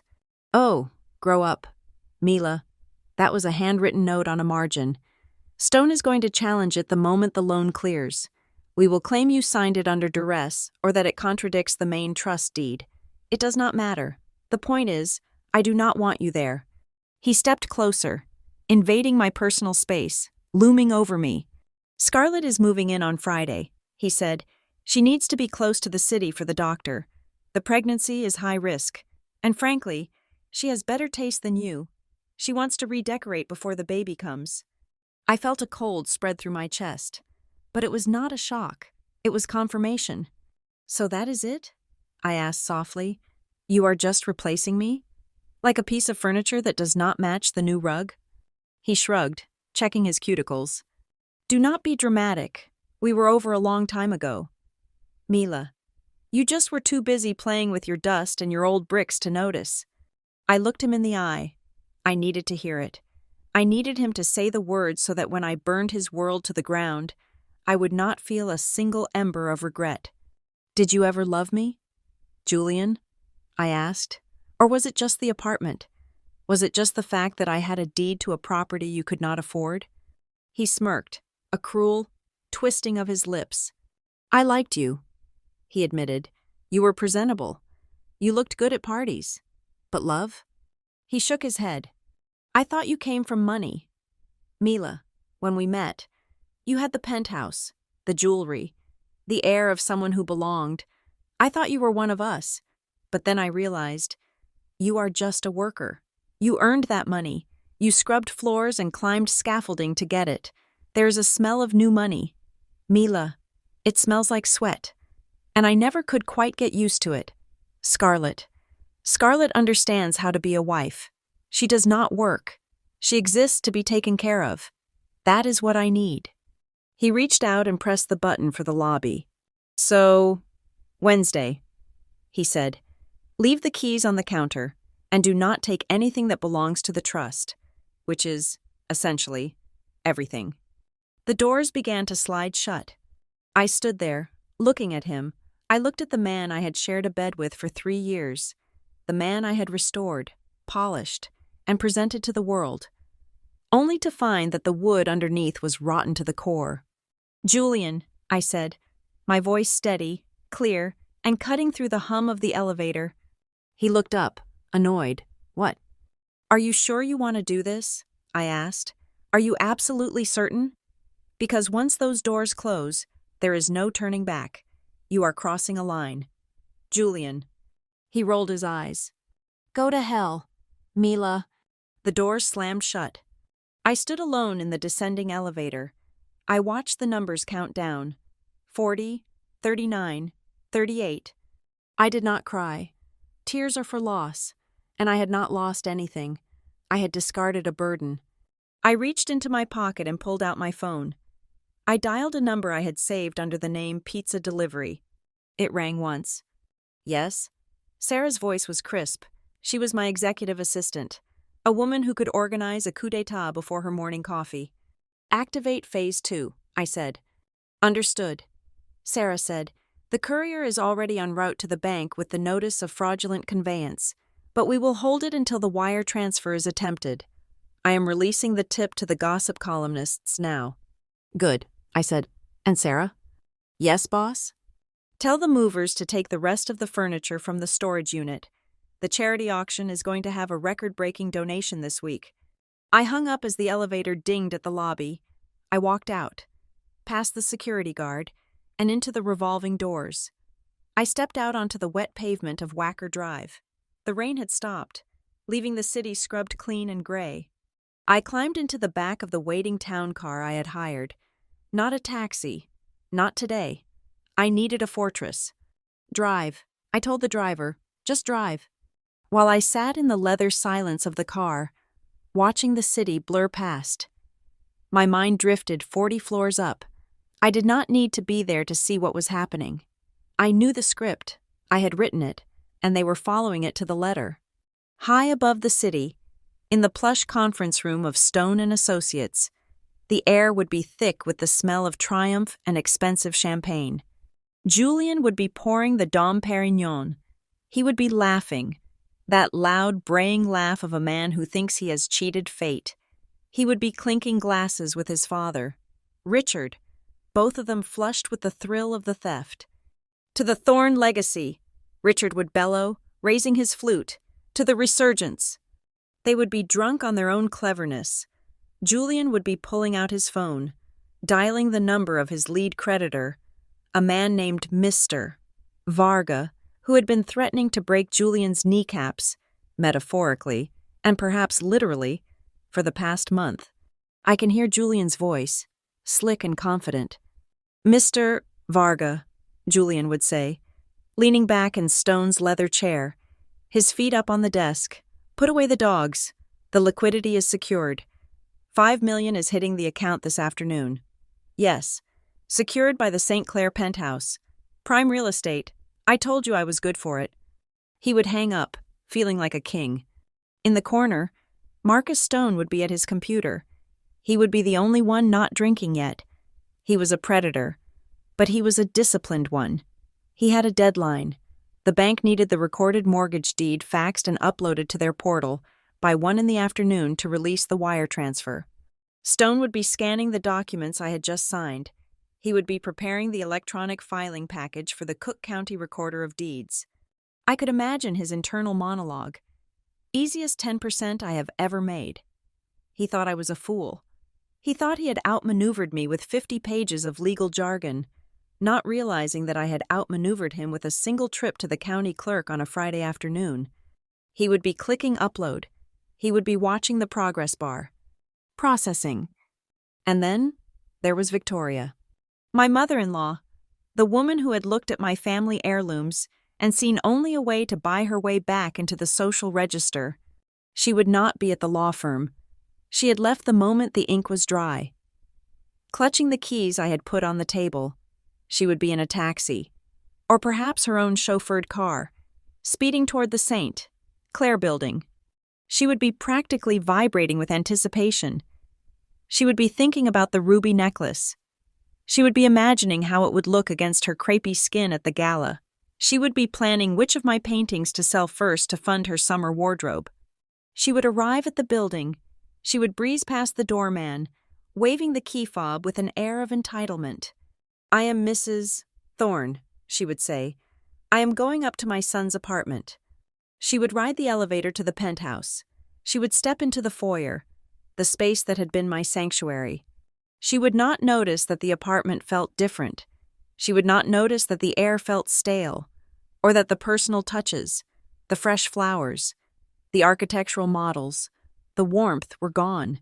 She would only see the prize. She would march straight to the master bedroom. She would kneel down on the Persian rug. She would pull the small steel key from her purse. I closed my eyes in the car. Leaning my head back against the seat, I could almost hear the click of the lock. It was the sound of a guillotine blade engaging. Back in the law office, Stone would be frowning. The electronic recording system was usually instant, but sometimes, when there is a conflict in the chain of title, the system pauses, it flags the transaction. Error. Title, mismatch. Stone would blink. He would assume it was a glitch. He would try again. Error. Grantor does not hold title. He would stop drinking his coffee. The first drop of cold sweat would begin to form at the base of his neck. He would type in the property identification number manually, pulling up the current deed status. And there it would be. The entry from Friday afternoon. Owner of record, the Mila Norwood Charitable Preservation Trust. At that exact moment, across town, Victoria would be swinging open the heavy door of the floor safe. She would see the velvet trays. She would gasp with delight. She would reach in and pull out the ruby necklace. She would hold it up to the light. And because she was a greedy, superficial woman who knew the price of everything and the value of nothing, she might not see it immediately. She might put it on.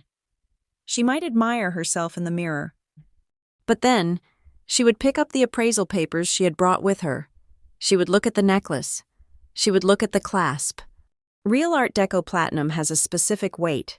It has a specific, cool touch. The clasp I had made was good, but it was gold-plated brass. It would feel warm in her hand after a few seconds. And the rubies? I had left a note. I knew I couldn't resist. I had tucked a small, cream-colored card underneath the bottom tray, right where she would find it when she dug deeper for the loose diamonds. I checked my watch. 11:15. Victoria was opening the safe right now. Stone was hitting the refresh button on his browser right now. Julian was bragging to his father right now. I smiled. It was not a nice smile. It was the smile of a demolition expert who has just pressed the plunger and is watching the first puff of dust erupt from the building's foundation, knowing that the collapse is inevitable, unstoppable, and utterly spectacular. "Driver," I said, opening my eyes, "stop here." We were across the street from the St. Clair building. There was a small French cafe on the corner with a patio protected by a glass awning. I got out. I ordered a double espresso. I sat down at a table that offered a perfect view of the building's entrance. I took a sip of the dark, bitter coffee. I waited. The phone in my purse buzzed. It was a text from Elias. "The bank just queried the title. Stone is looking at the screen. I am in the internal system." His heart rate monitor on his Apple Watch just spiked to 120. I replied with a single emoji, popcorn. 5 minutes later, my phone buzzed again. Victoria just called Julian. I looked up at the penthouse windows. I could not see inside, of course, but I could feel the scream vibrating through the steel beams of the building. The show was starting. While I sat sipping my espresso, sheltered by the awning of the cafe, the world inside the penthouse and the law offices of Stone and Associates was imploding with the force of a collapsing star. I did not need to be there to see it. I knew the players, I knew the stage, and I had written the script. The following events are a reconstruction of that chaos, pieced together from police reports, building security footage, and the frantic, terrified phone calls recorded by Elias. At the penthouse, the silence was about to be shattered. Victoria Thorne had entered the apartment with the air of a queen reclaiming her castle. She breezed past the empty spots where my furniture had once stood. Ignoring the ghostly outlines on the rugs, she did not care about the void. She only cared about the vault. She marched into the master bedroom, her heels clicking sharply on the hardwood. She dropped her heavy alligator bag onto the floor and knelt before the panel of wainscoting.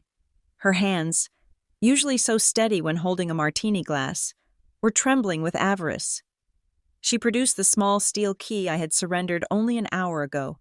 It slid into the lock with a satisfying click. She spun the dial, left to 20, right to 10, left to 5. The heavy steel door swung open on its well-oiled hinges. Victoria let out a small, breathless sound of anticipation. She reached into the dark cavity and pulled out the velvet-lined tray. The overhead pot lights caught the glitter of the stones. For a heartbeat, she was in ecstasy. The ruby necklace lay there, coiled like a blood-red snake, flanked by the diamond brooches and the heavy gold bracelets. She lifted the necklace. Her brow furrowed. Victoria Thorne had never worked a day in her life, but she had spent 60 years draping herself in expensive things. Her skin knew the difference between the icy, heavy bite of platinum and the warmer, lighter touch of plated brass. She knew the way a true Burmese ruby absorbed light, holding a deep, internal fire, versus the way a synthetic stone simply reflected it. She frowned. She rubbed her thumb over the large central stone. It felt too smooth, too perfect. She held it up to the light. There were no inclusions, no silk, just a flat, glassy perfection that screamed of a factory floor, not a mine. She scrambled for the other pieces. She grabbed a diamond brooch. She scratched it against the glass face of her Rolex. The glass did not scratch. The diamond tip dulled. It was glass. It was all glass. Panic, cold and sharp, spiked in her chest. She dug frantically to the bottom of the tray, tossing the fake jewels onto the rug like pieces of candy. Surely the real ones were underneath. Surely Mila had just mixed them up. Her fingers brushed against a piece of stiff cream-colored cardstock tucked beneath the velvet lining. She pulled it out. The handwriting was elegant, precise, and unmistakably mine. Real things are for real people. Good luck with the garbage.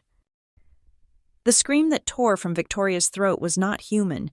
It was the sound of a wounded animal, a shriek of pure, unadulterated rage that echoed off the empty walls of the bedroom. She threw the tray across the room. The fake rubies scattered, skittering across the floorboards with the hollow sound of cheap plastic and glass. She scrambled for her phone, her manicured nails tapping frantically on the screen. 30 blocks away, in the climate-controlled conference room of Stone & Associates, Julian Thorne was holding court. He was leaning back in his chair, a glass of champagne in one hand, recounting his victory to a room full of sycophants. "We just had to apply a little pressure," he was saying, swirling the golden liquid. "Mila is a sweet girl, but she does not have the stomach for high finance. She folded like a cheap suit." The phone on the table buzzed. It was Victoria. Julian smiled. "Mother is calling to congratulate us. She probably has the necklace on already." He put the call on the speaker.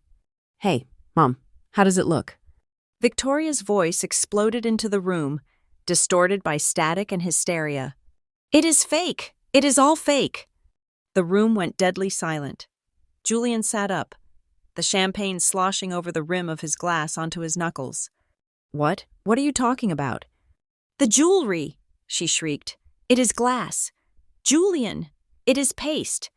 And the paintings—" I looked at the turner. "It is a print. She swapped them. That little bitch swapped everything.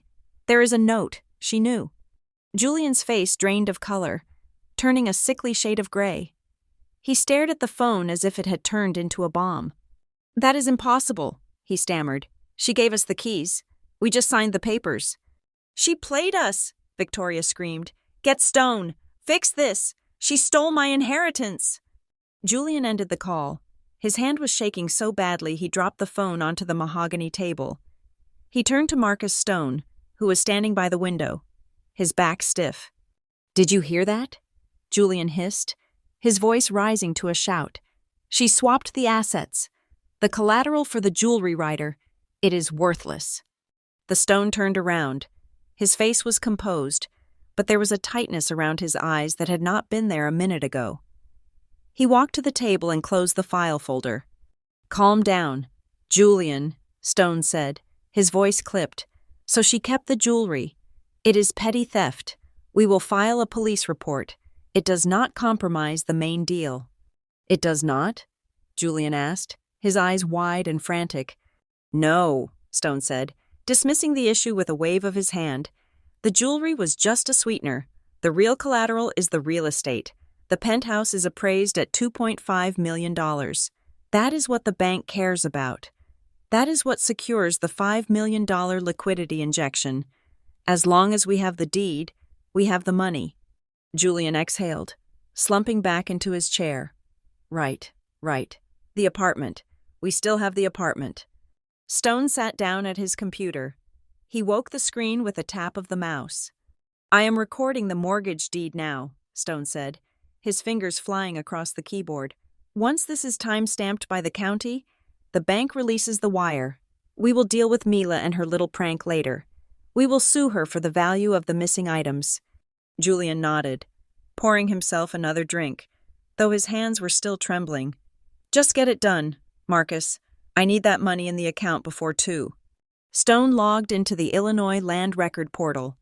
He inserted his secure token key. The screen flashed green, granting him access as a licensed attorney. He navigated to the entry for the St. Clair property.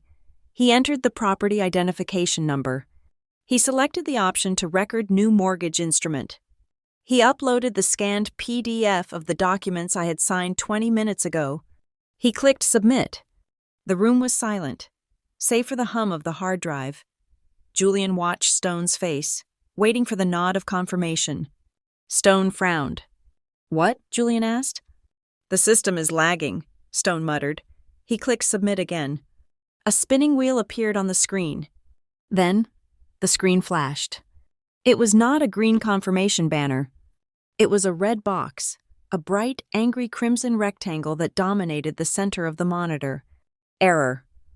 Code 404. Title conflict. Transaction rejected. Reason. Grantor, Mila Norwood Thorne, does not hold current title to property. Stone blinked. He leaned closer to the screen. "That is a glitch," he whispered. "That has to be a glitch." He opened a new tab. He went to the public search function of the Cook County Recorder of Deeds. He typed in the address. The search results loaded in less than a second. History of title. January 12, 2020, grantor. Developer, grantee, Mila Norwood. October 14, 2023, grantor, Mila Norwood. Grantee, the Mila Norwood Charitable Preservation Trust. Transaction type, quitclaim deed. Status, recorded. The stone frozen. The blood drained from his face so fast it looked like he had been decapitated. He stared at the date. October 14th, Friday. Friday afternoon. She transferred it on Friday. Stone whispered. His voice was barely audible. "What?" Julian shouted, standing up. "What did you say?" Stone looked up. His eyes were wide with genuine terror. A lawyer knows when he has made a mistake, but a lawyer also knows when he has committed a felony. Notarizing a document for a property that the signer does not own, and then attempting to use that document to secure a bank loan, is bank fraud. And since he had failed to run a title search immediately prior to the signing, a standard due diligence step he had skipped in his arrogance, he was complicit. "She does not own the penthouse." "Julian," Stone said, his voice flat and dead. "She transferred it to a trust 3 days ago, an irrevocable charitable trust." Julian stared at him. The words did not make sense. "But she signed the papers. Just now. She signed the mortgage. She signed a piece of paper pledging an asset she did not possess." Stone explained, his voice rising in panic. "It is a nullity. It is void. The bank will see this the moment they run their final check." Julian's knees gave way. He collapsed back into his chair. "So we do not get the money?" he asked, his voice small. "We do not get the money," Stone said, slamming his fist onto the desk. "And worse, we just submitted a fraudulent application to a federally insured financial institution." The phone on the desk rang again. Julian flinched. "Is it my mother again?" Stone looked at the caller ID. It was not Victoria. It was the lobby security desk. He pressed the speaker button. "Yes," Stone barked. "Mr. Stone," the guard's voice was nervous. "I have a team of gentlemen here. They say they are from the Economic Crimes Division, and there is a federal agent with them. They have a warrant." Stone looked at Julian. Julian looked at Stone. "For who?" Stone asked. "For Mr. Julian Thorne," the guard said. "And for you, sir.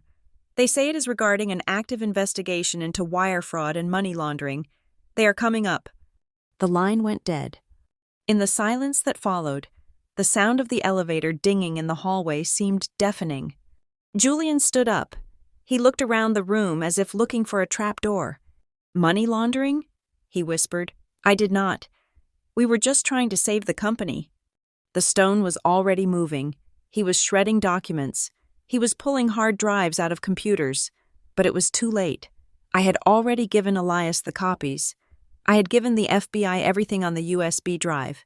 The anonymous tip I had sent in had not been about the penthouse. That was just the cherry on top.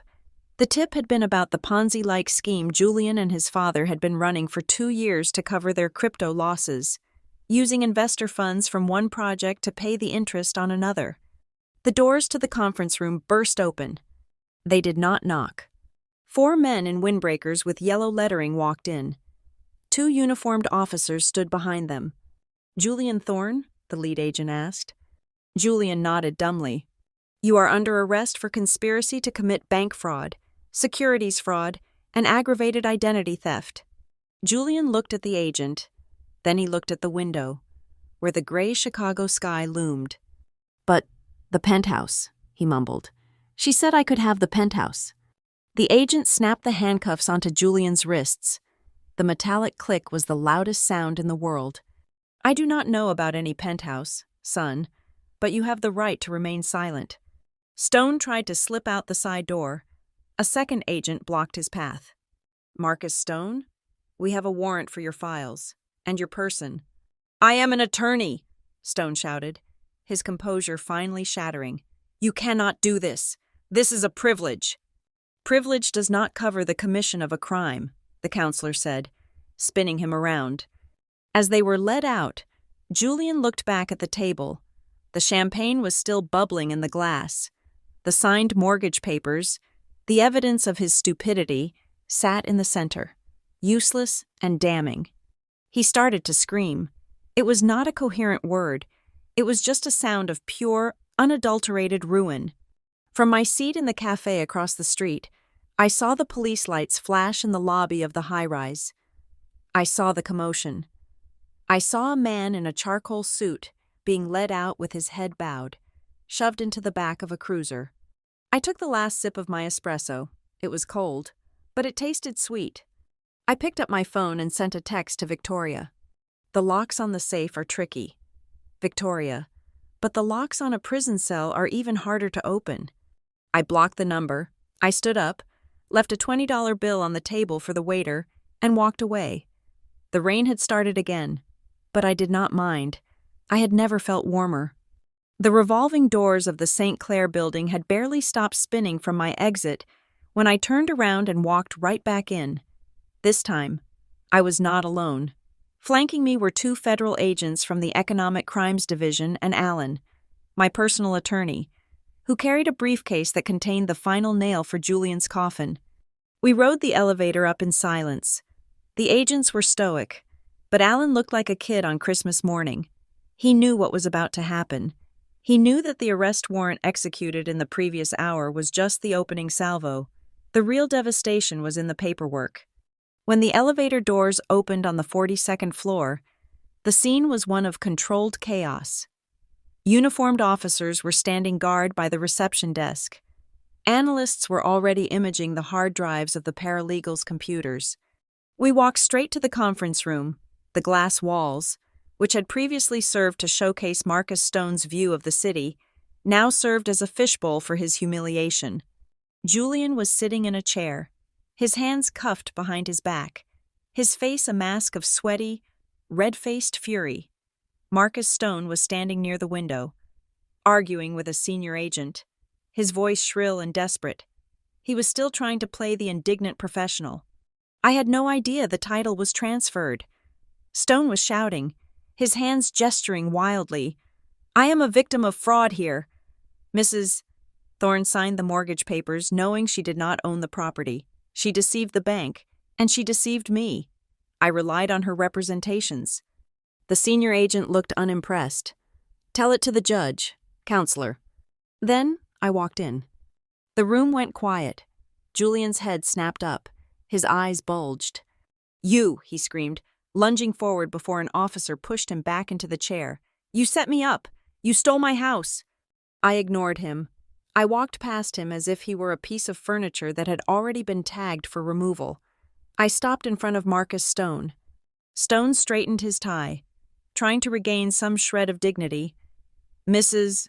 Thorne, he said, his voice dripping with venom, you have made a grave mistake. You have committed bank fraud, and you have dragged my firm into it. I will see you in prison for this. I smiled. It was a genuine smile. Actually, Marcus, I said, my voice calm and clear, I did not commit fraud, and neither did you. Well, not in the way you think. What are you talking about? He snapped. You signed a mortgage deed for a property you did not own. I did. I agreed. But I also signed this. I nodded to Alan. He opened his briefcase and pulled out a single sheet of paper, enclosed in a plastic evidence bag. He placed it on the table in front of Stone. Stone looked down. It was a document titled Affidavit of Material Fact and Acknowledgement of Title Deficiency. It looked like a standard legal boilerplate. It was formatted exactly like the 50 other pages Stone had shoved in front of me that morning. It had the same font, the same margins, and the same header. But the text was very different. I read it aloud, from memory. I, Mila Norwood, Thorne, hereby declare that I am not the current fee simple owner of the property located at St. Clair Avenue. I further declare that the legal title is held by the Mila Norwood Charitable Preservation Trust. The undersigned witness acknowledges that this mortgage application is being submitted with full knowledge of this title discrepancy for the purpose of securing immediate liquidity.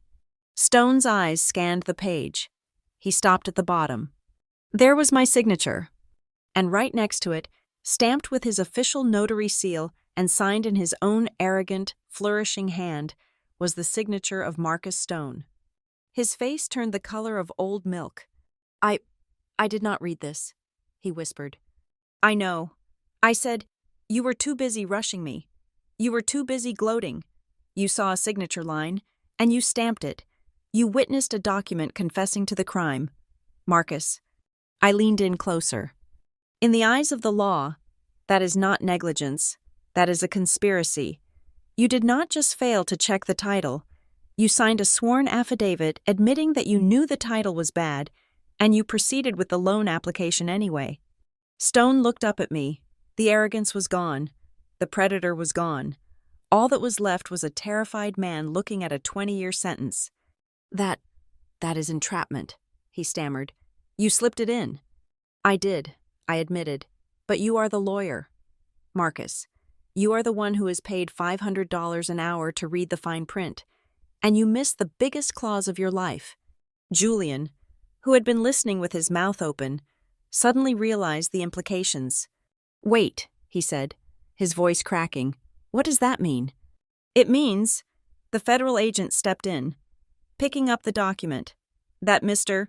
Stone here is not a witness. He is a co-conspirator. This proves intent. But I am not done, I said. I pulled my phone from my pocket. You see, Marcus tried to claim he was a victim. He tried to say he didn't know about Julian's financial trouble. I pressed play on the recording app. The audio was crystal clear. It was from a meeting in his office 4 days ago. Stone's voice. Mrs. Thorne, let me be clear. If you do not sign this, you are leaving your husband exposed. Unless you want to hire your own lawyer and drag this out for months. Mila's voice. But Mr. Stone said this was for asset protection. If we use it for a loan, isn't that risk? Julian's voice. It is a secured line of credit. Mila. It is standard. We need the cash injection. Stone's voice. It is purely a formality. The bank never touches the house unless we default. I stopped the recording. I looked at the agent. That is wire fraud, inducement, and failure to disclose material risk. They were conspiring to use my assets to cover a pre-existing insolvency that they hid from the bank. The room was silent. The only sound was Julian's heavy breathing. Then, Marcus Stone moved. It was a sudden, jerky movement. He turned to the lead agent, his hands held up in surrender. I want a deal, he shouted. Marcus, Julian yelled. Shut up. I want a deal, Stone repeated, his voice rising to a shriek. I can give you everything. Julian made me do it. He brought me the fake financials. He told me the company was solvent. You liar, Julian screamed. struggling against his cuffs. "You came up with the idea. You said we could use the trust to hide the debt." Stone ignored him. He looked at the agent with wild, desperate eyes. "I have the files," Stone babbled. "I have the Thorn Legacy Black Ledger. It is on an encrypted server. But I have the key. It shows everything. The crypto losses, the Ponzi payments to the early investors, the tax evasion on the offshore accounts. I kept it for insurance." Julian went still. The color drained from his face until he looked like a corpse. The Black Ledger. It was the smoking gun. It was the evidence that would put Julian and his father away not just for fraud, but for running a criminal enterprise. The agent looked at Stone. He looked at the document on the table. Then he nodded. "Start talking," the agent said. Stone collapsed into a chair, shaking like a leaf. He began to spill everything. He talked about the shell companies. He talked about the bribes paid to zoning commissioners. He talked about Julian's plan to liquidate my jewelry and claim it was stolen to collect the insurance money. He talked and talked and talked. Julian sat there, listening to his life disintegrate. He looked at Stone, the man he had paid millions of dollars to protect him, the man he had called a friend. "You traitor," Julian whispered. "You spineless rat." Stone did not look at him. He was too busy saving his own skin. I watched them. I watched the rats eating each other. It was the most satisfying sight of my life. I turned to Julian. He looked up at me. His eyes were red, filled with tears of self-pity. "Why?" he asked, his voice broken. "Why did you go this far?" "Mila, you could have just divorced me." I looked at him, and I felt nothing. Not hate, not love, just a profound sense of closure. "I did not go this far. Julian," I said softly. "You did. You brought me here. You tried to make me a victim. You tried to take the one thing I built with my own hands." I leaned down so only he could hear me. "And you made one fatal mistake. You thought that because I restore old things, I live in the past, but my job isn't about the past. Julian, it is about structure. It is about making sure that when the storm comes, the house stands." I stood up and smoothed my skirt. "Your house was built on sand. Julian, I just kicked it over." I nodded to the agent. "I believe you have everything you need." I said, "My lawyer will provide the original copy of the affidavit and the full audio files." "Thank you, Mrs. Thorne," the agent said, with a nod of respect. "You should go. It is going to get ugly in here." I turned and walked to the door. Behind me, I heard Julian start to sob. It was a pathetic, ugly sound. I did not look back. I walked out of the conference room, past the stunned receptionists, and back to the elevator. Alan was grinning from ear to ear. "Remind me never to make you angry, Mila," he said as the doors closed. I smiled. "I'm a very peaceful person. Alan, I just believe in the consequences." The elevator descended. I watched the numbers count down. Ground floor. I walked out of the building for the final time. The rain had stopped. The sun was trying to break through the clouds. I checked my phone. I had missed a call. It was from Victoria. She had left a voicemail. I brought the phone to my ear. "Mila!" Her voice was a screech of pure hysteria. "The police are here. They are at the house. They say the necklace is evidence. They are taking the safe. Julian is not answering. What have you done? What have you done to us?" I deleted the message. "I did not do anything to you, Victoria," I whispered to the empty air. "I just gave you exactly what you asked for." I walked down the street, my heels clicking on the pavement. I was homeless. Technically, I was staying in a hotel tonight. My furniture was in storage. My husband was in federal custody. But I felt lighter than air. I had my name, I had my dignity, and I had the satisfaction of knowing that somewhere in a cold interrogation room, Marcus Stone was singing like a canary, ensuring that the Thorne family would never, ever hurt anyone again. The chaos at the St. Clair building was not the disorderly confusion of a riot, but the precise, surgical dismantling of a life when I arrived. The lobby was already swarming with federal agents and uniformed officers, The doorman, a man named Henry, who had always looked down on me for carrying my own groceries, now held the door open with a look of terrified respect. I rode the elevator up, not to my home, but to the scene of a crime. When the doors opened onto the penthouse floor, the air was thick with the static of police radios and the smell of fear. The apartment was full of people. Agents were tagging furniture. Technicians were dismantling the server rack Julian had hidden in the study. The physical evidence of the black ledger Marcus Stone had just surrendered. And there, in the center of the living room, stood the remnants of the Thorne dynasty. Richard Thorne was purple with rage. He was shouting at a federal agent, threatening lawsuits, threatening to call the mayor, threatening to have badges revoked. It was a pathetic display of impotence. The agent simply turned him around and slammed him against the wall. "You have the right to remain silent," the agent barked. "I suggest you use it." "Richard," I said, stepping into the room. Richard whipped his head around. He saw me standing there, calm and composed in my gray suit. "You," he spat, "you traitorous little witch, you did this." I walked past him, my heels sinking into the plush carpet one last time.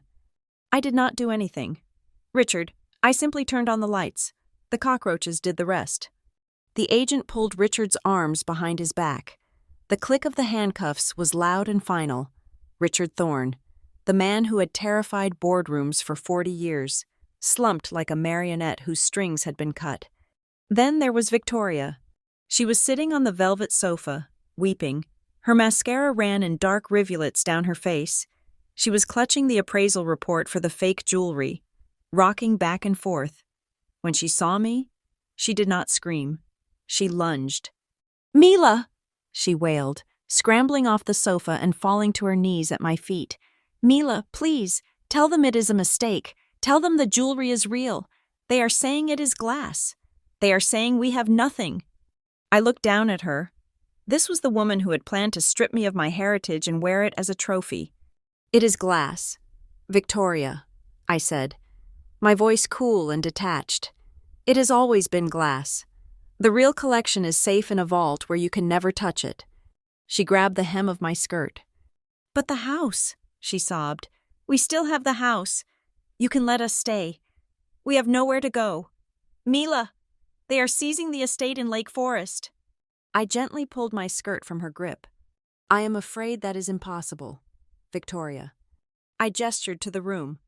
"You see, this is no longer a residence.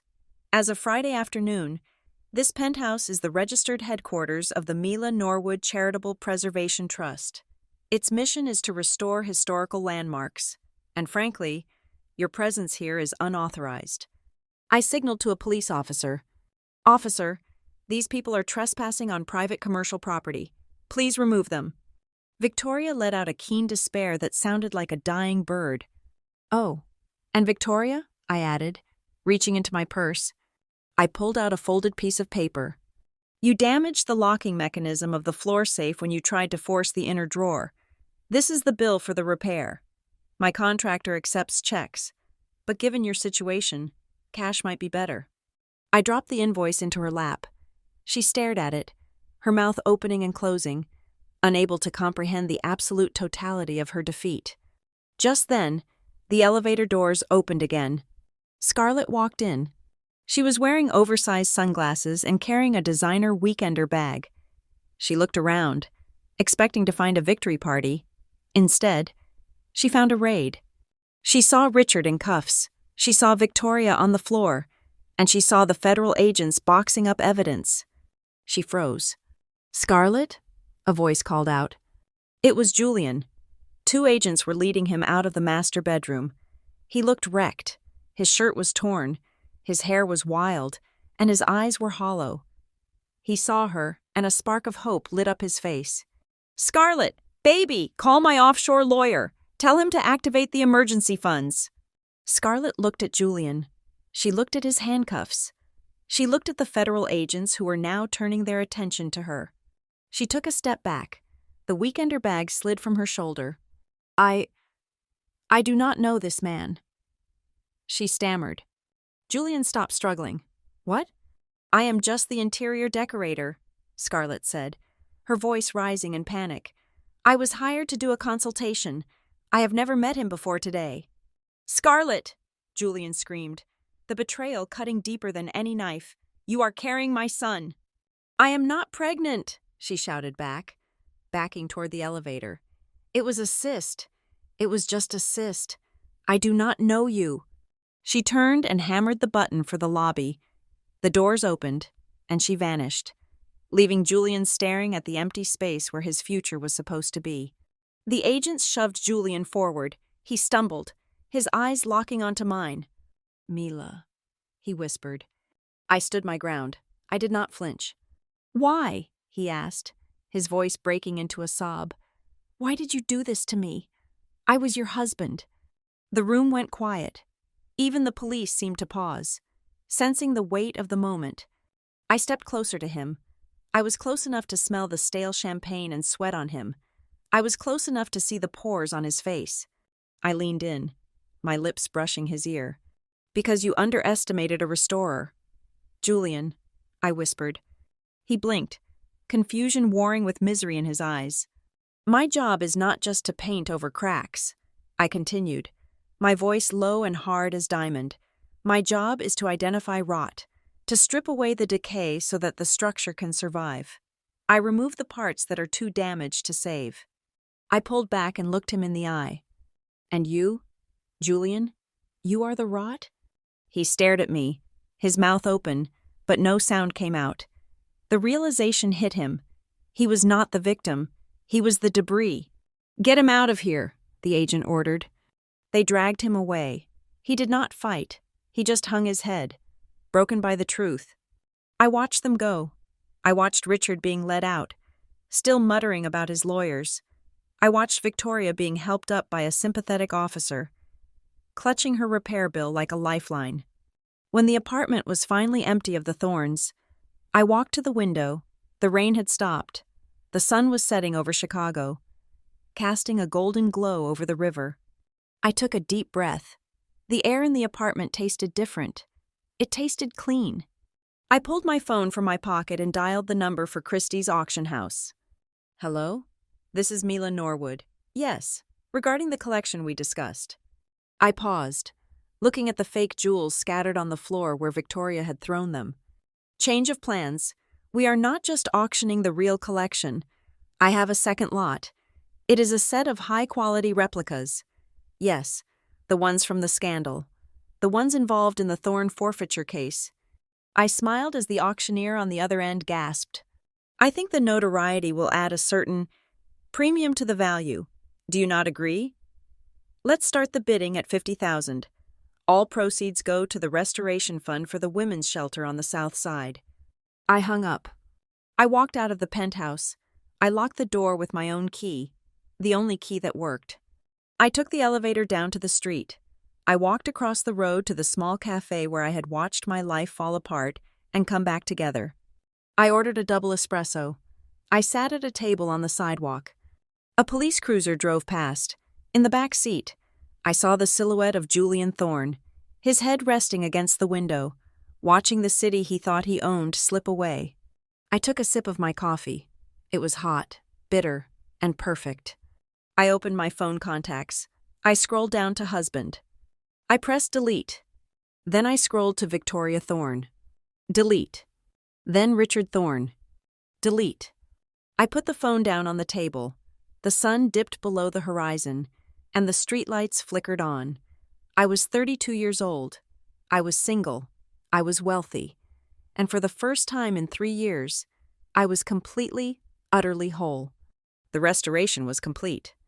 Thank you so much for listening to this story. I hope you enjoyed Mila's journey from betrayal to absolute victory. I would love to know where you are tuning in from today. Please leave a comment down below and share your thoughts on Julian's karma. If you want more stories like this, make sure to subscribe to the Scarlet Revenge Stories channel, like this video, and hit that hype button so we can bring more justice to the world. See you in the next story.